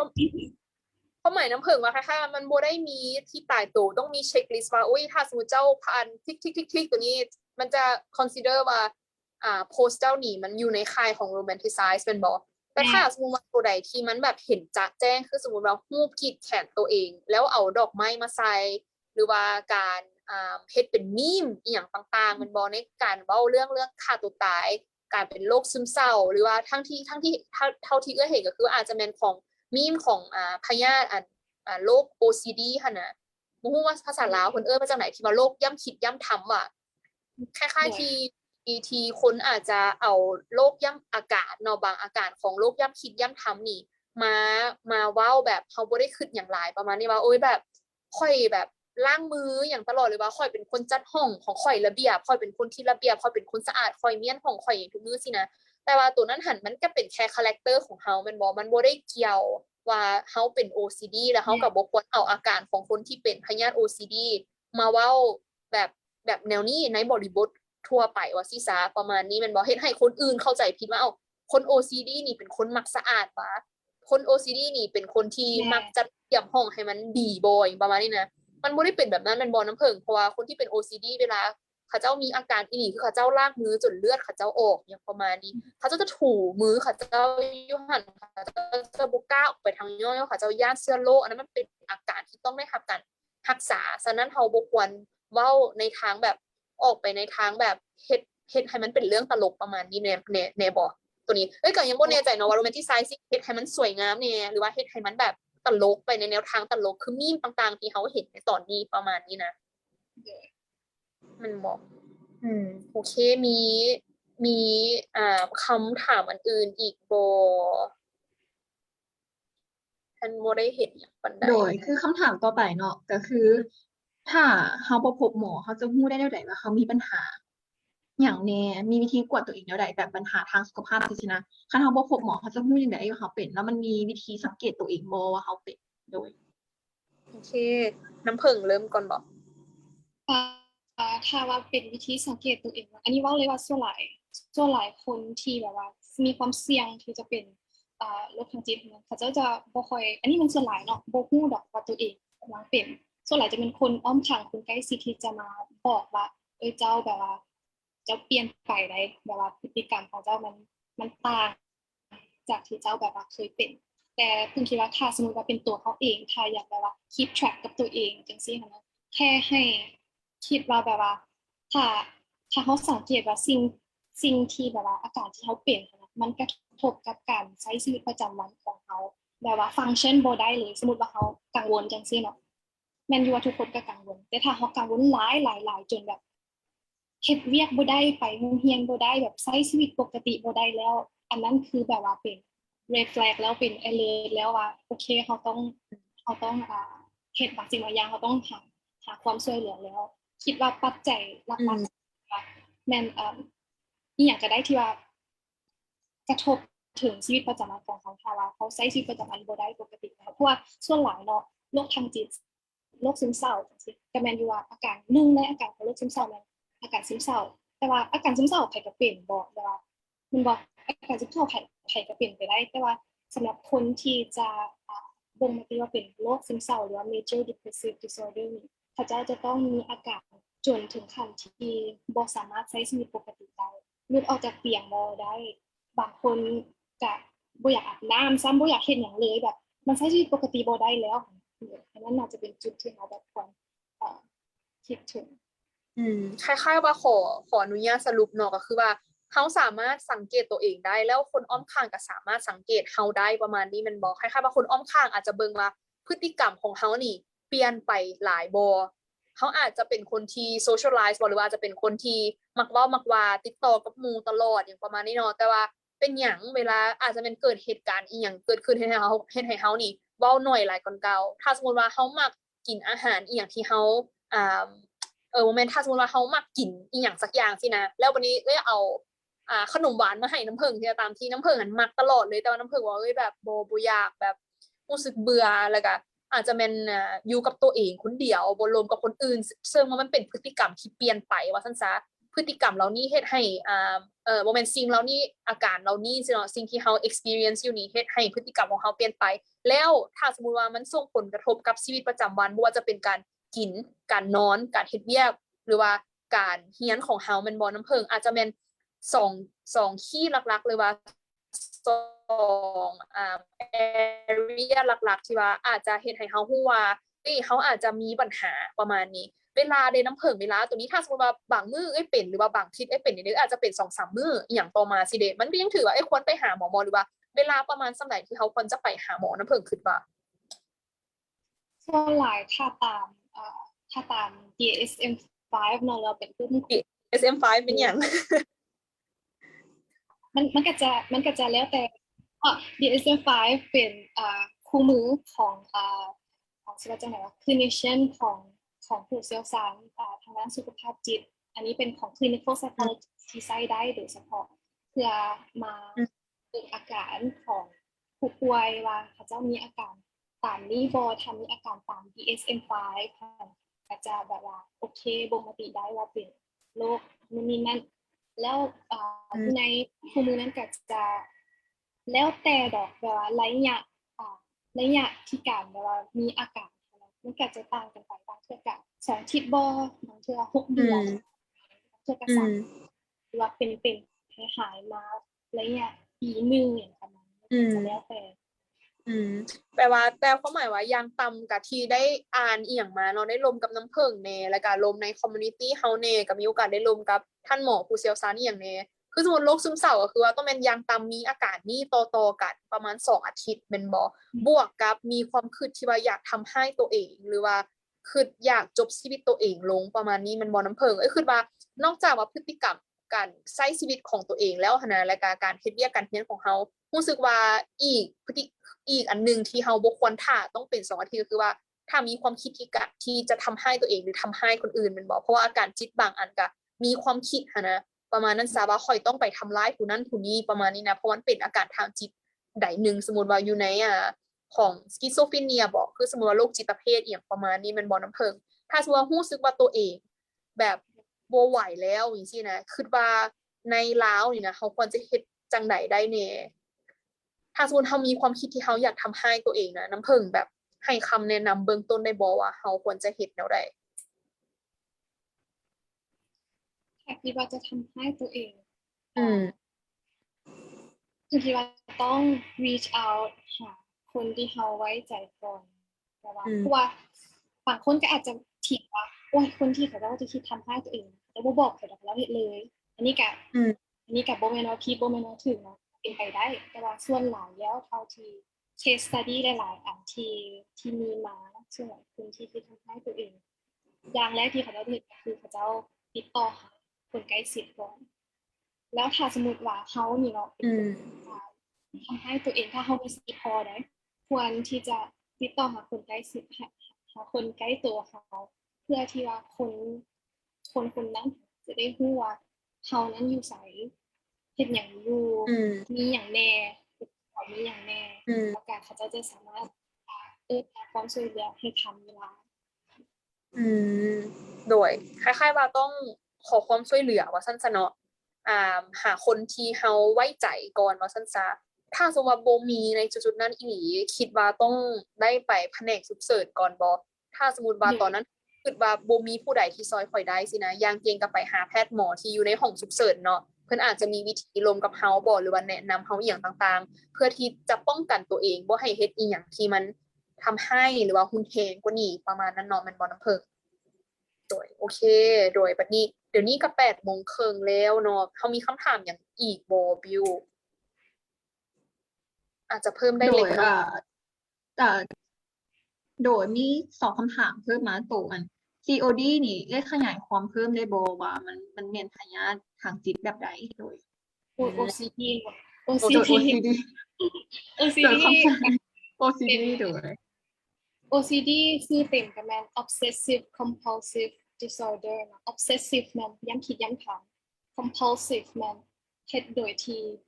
บ่สามารถควบคุมได้แล้วก็ Disorder เป็นโรคทางจิตซึ่งเป็นโรคที่โรคย้ำคิดย้ำถามแล้วก็เป็นโรคที่แบบควบคุมบ่ได้สมมุติว่า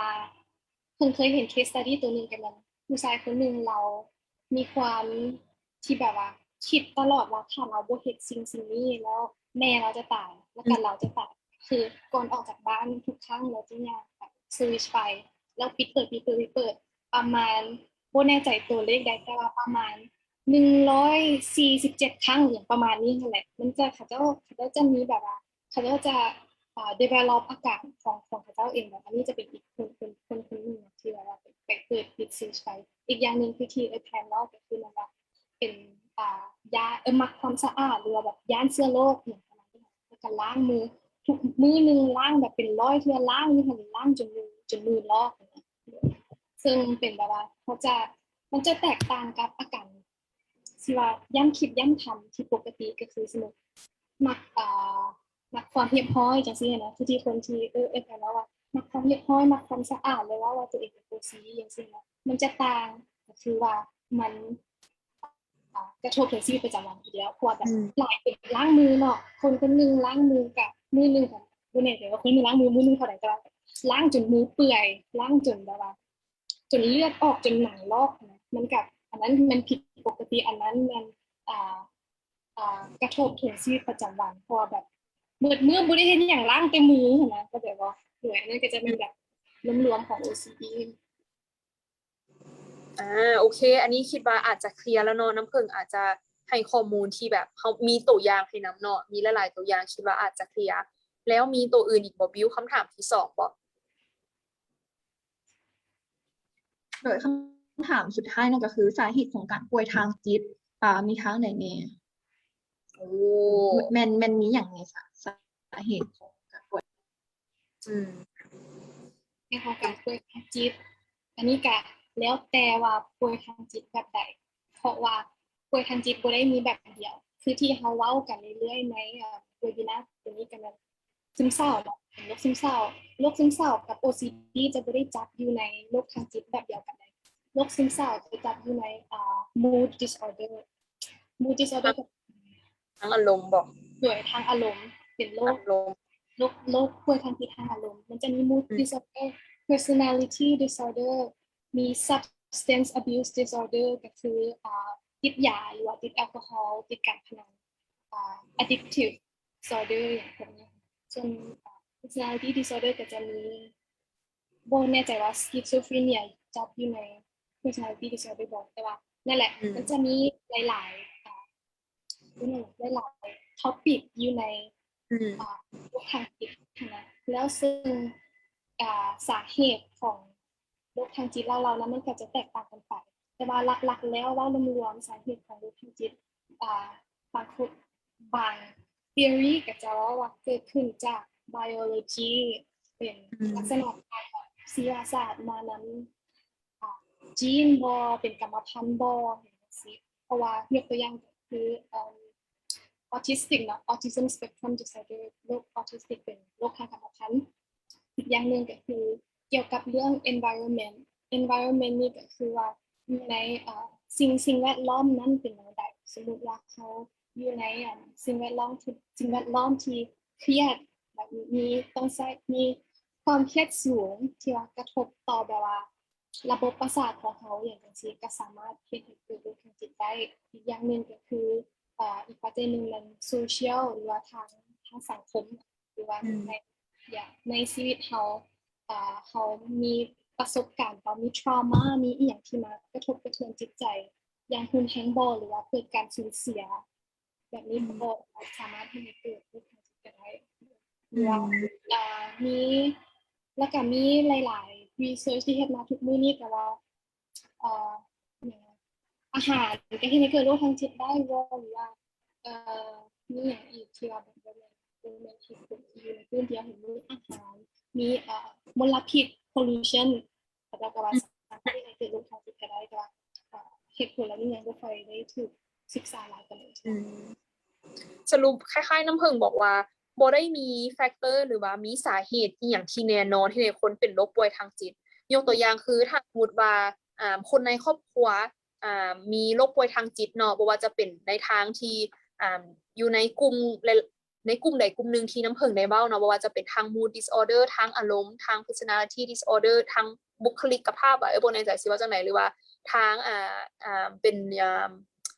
learning disability บ่น้ำผึ้งที่ว่าเป็นออทิซึมอย่างประมาณนี้นะคืออาการเหล่านี้บ่ได้มีเหตุผลตายตัวบ่ได้แปลว่าถ้าสมมุติว่าคนในครอบครัวเฮาเป็นแล้วเฮาจะเป็นแม่นบ่น้ำผึ้งแล้วก็บ่ได้ถ้าสมมุติว่าเหตุผลหลักๆก็ต้องแม่นเฮาก็ต้องคิดหาว่านอกจากทาง genetic ทางยีนอีหยังของเฮาแล้วทางจิตวิทยาของเฮาเด้ประมาณนี้มันบ่ว่ามันเป็นหยังทาง psycho factor เนาะ psychological factor ของเฮาเป็นหยังเฮาเป็นบุคคลแบบบุคลิกเป็นคนที่มีความมั่นใจในตัวเองต่ำบ่เป็นคนที่บ่ค่อยซอกหาความช่วยเหลือบ่อย่างประมาณนี้บ่อาจจะอยู่ในแคตตากรีของแบบตัวทางจิตวิทยาอย่างประมาณนี้เนาะแล้วทางสังคมเด้เฮาอยู่ในครอบครัวที่ว่าจังได๋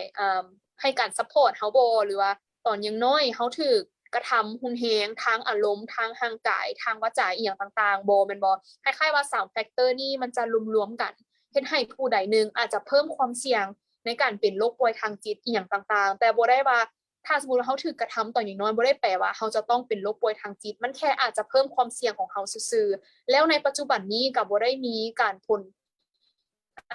อีหยังที่รับรองมันบ่น้ำผึ้งมันอาจจะมีหลายๆเหตุผลแต่ว่ามันก็ยังถือว่าเป็นเรื่องที่ว่าบ่มีคนที่จะสามารถเว้าได้ว่าถ้าสมมุติเจ้าเป็นตัวนี้จะเฮ็ดให้เจ้าเป็นเลยมันแค่เพิ่มความเสี่ยงของบุคคลใดหนึ่งแม่นบ่เท่าที่น้ำผึ้งได้เว้ามาโดย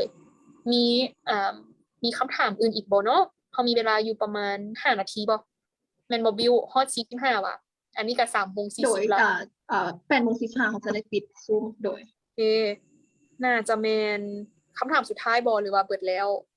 โดยคำถามหมดแล้วโดย เบิดแล้วเนาะโอเคหรือว่าเอ้ยเห็นอันนึงของเอ้ยวารีส่งมาว่าสคิโซฟรีเนียติดต่อทางกรรมพันธุ์ได้บ่มีหมู่บอกว่าคนในครอบครัวเป็นแบบรุ่นต่อรุ่นอันนี้แท้บ่คิดว่าเขาอาจจะเว้ากว่ำแล้ววังกี้นี่เนาะน้ำผึ้งเนาะว่ากรรมพันธุ์อาจจะเป็นส่วนหนึ่งแต่บ่ได้เป็นทั้งเบิดประมาณนี้เนาะบ่ได้เป็นทั้งหมดคือว่าเคยอ่านเป็นเปเปอร์ตัวนึงเนาะตั้งแต่ตอนเรียนน่าจะแม่น 2-3 ปีก่อนคล้ายๆว่าทางสคิโซฟรีเนียนี่มันจะมียีนตัวนึงว่าซั่นที่ว่าคนที่มีโรคสคิโซฟรีเนียมีคือกันแต่คือเฮาเว้าไปว่ากรรมพันธุ์บ่ได้แปลว่าถ้าสมมุติพ่อแม่ค่อยเป็นแล้วค่อยจะต้องเป็นประมาณนี้มันอาจจะแค่เพิ่มความเสี่ยงของเฮาละล่ะแม่นบ่อันนี้คือบ่ต้องได้ตามว่า evidence ล่าสุดหรือว่าหลักฐานที่ทางนักค้นคว้านักวิจัยอย่างต่างๆที่เพิ่นเฮ็ดในเรื่องนี้เนาะว่าอัปเดตในเรื่องนี้เป็นแนวใดแต่เฮาคิดว่าโดยรวมแล้ว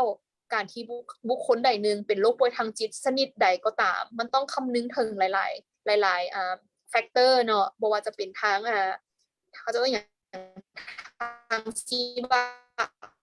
บอกไบโอทางชีวะทางจิตวิทยาและก็ทางสังคมประมาณเนาะว่ามันอาจจะเพิ่มความเสี่ยงแต่บ่มีอีหยัง 100% ว่าจะเฮ็ดให้เจ้าเป็นโรคป่วยทางจิตประมาณนี้เนาะโอเค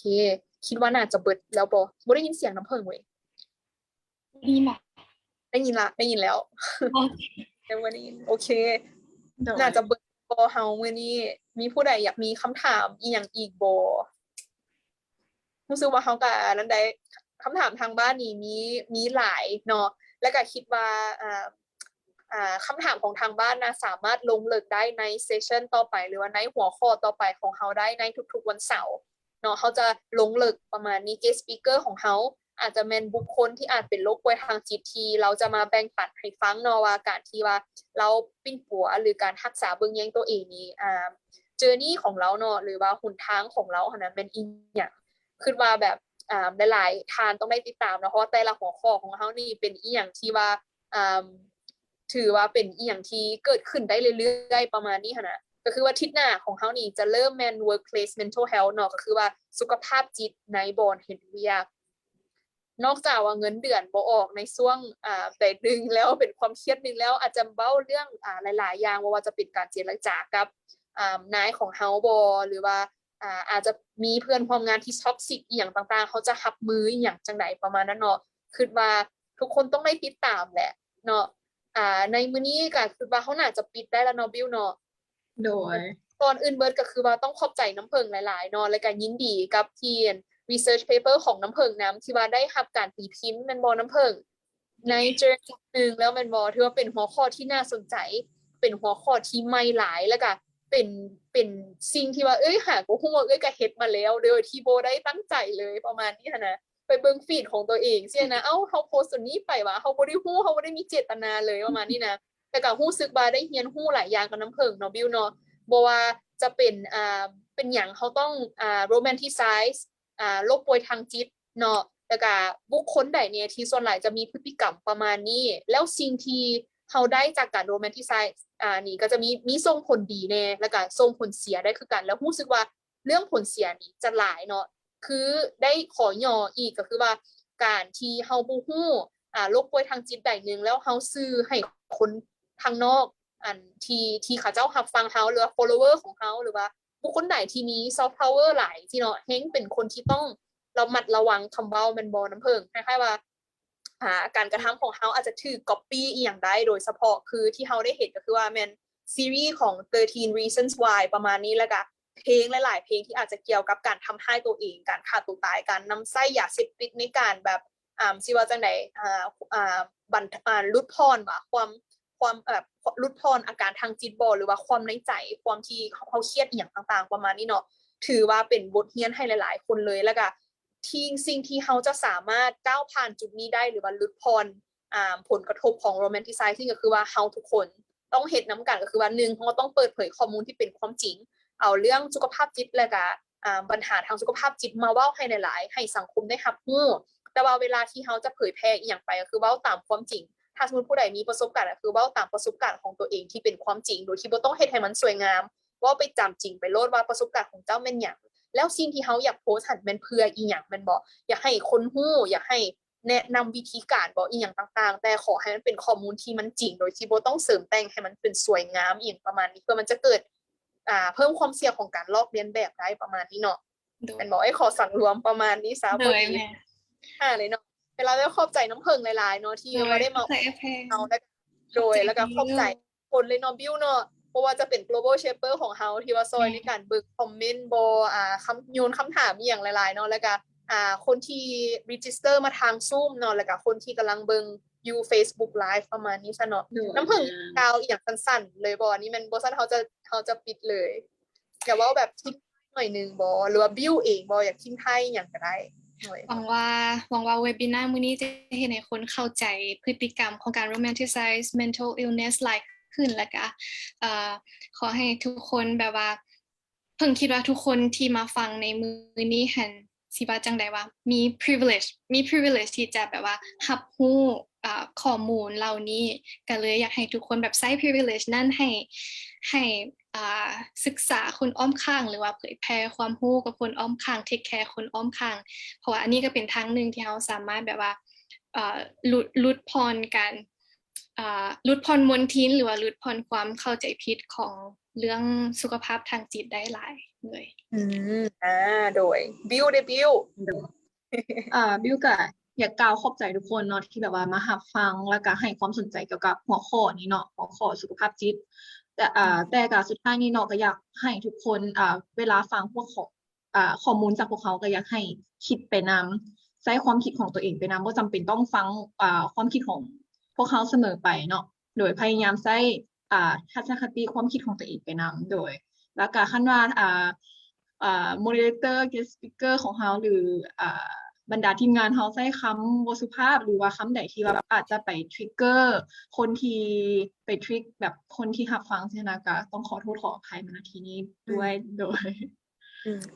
ยแม่นเนาะเพราะว่าคือเฮาเว้าเนาะเขาจะต้องมี trigger warning เกือบทุกๆวิดีโอเนาะแต่คิดว่า ทิศหน้าอาจจะบ่ได้ต้อง trigger warning หลายเพราะมันจะเกี่ยวกับ workplace mental health ก็มีแต่ว่าผู้ใดที่สนใจเนาะบอกส่งต่อให้หมู่ให้เพื่อนฟังส่งให้เจ้านายฟังประมาณนี้ส่งให้เจ้านายเบิ่งก็ได้เนาะโอเคว่าการที่เราจะมี workplace environment ที่ว่าอย่างที่ว่าจังไดสภาพแวดล้อมของการเฮ็ดเวียกที่ดีนะที่ส่งผลดีทั้งลูกน้องและเจ้านายนะมันจะควรจะเป็นประมาณใดเนาะคือถ้าทุกคนมันถ้าติดตามได้เลยเนาะทุกๆวันเสาร์มื้อนี้จนฮอดวันที่9เนาะของเดือน10เนาะทุกๆ7:30 น7 โมงหา8 โมงครึ่งติดตามได้เลยอยู่เพจกำลังใจนั่นล่ะแล้วก็ register ผ่าน Zoom นำหน่อยอันนี้น่าจะขอจบเซสชันนี้อย่างเป็นทางการแล้วเนาะขอบใจหลายๆทุกคน thank ขอบ you ใจทุกคน ตายเลย โอเค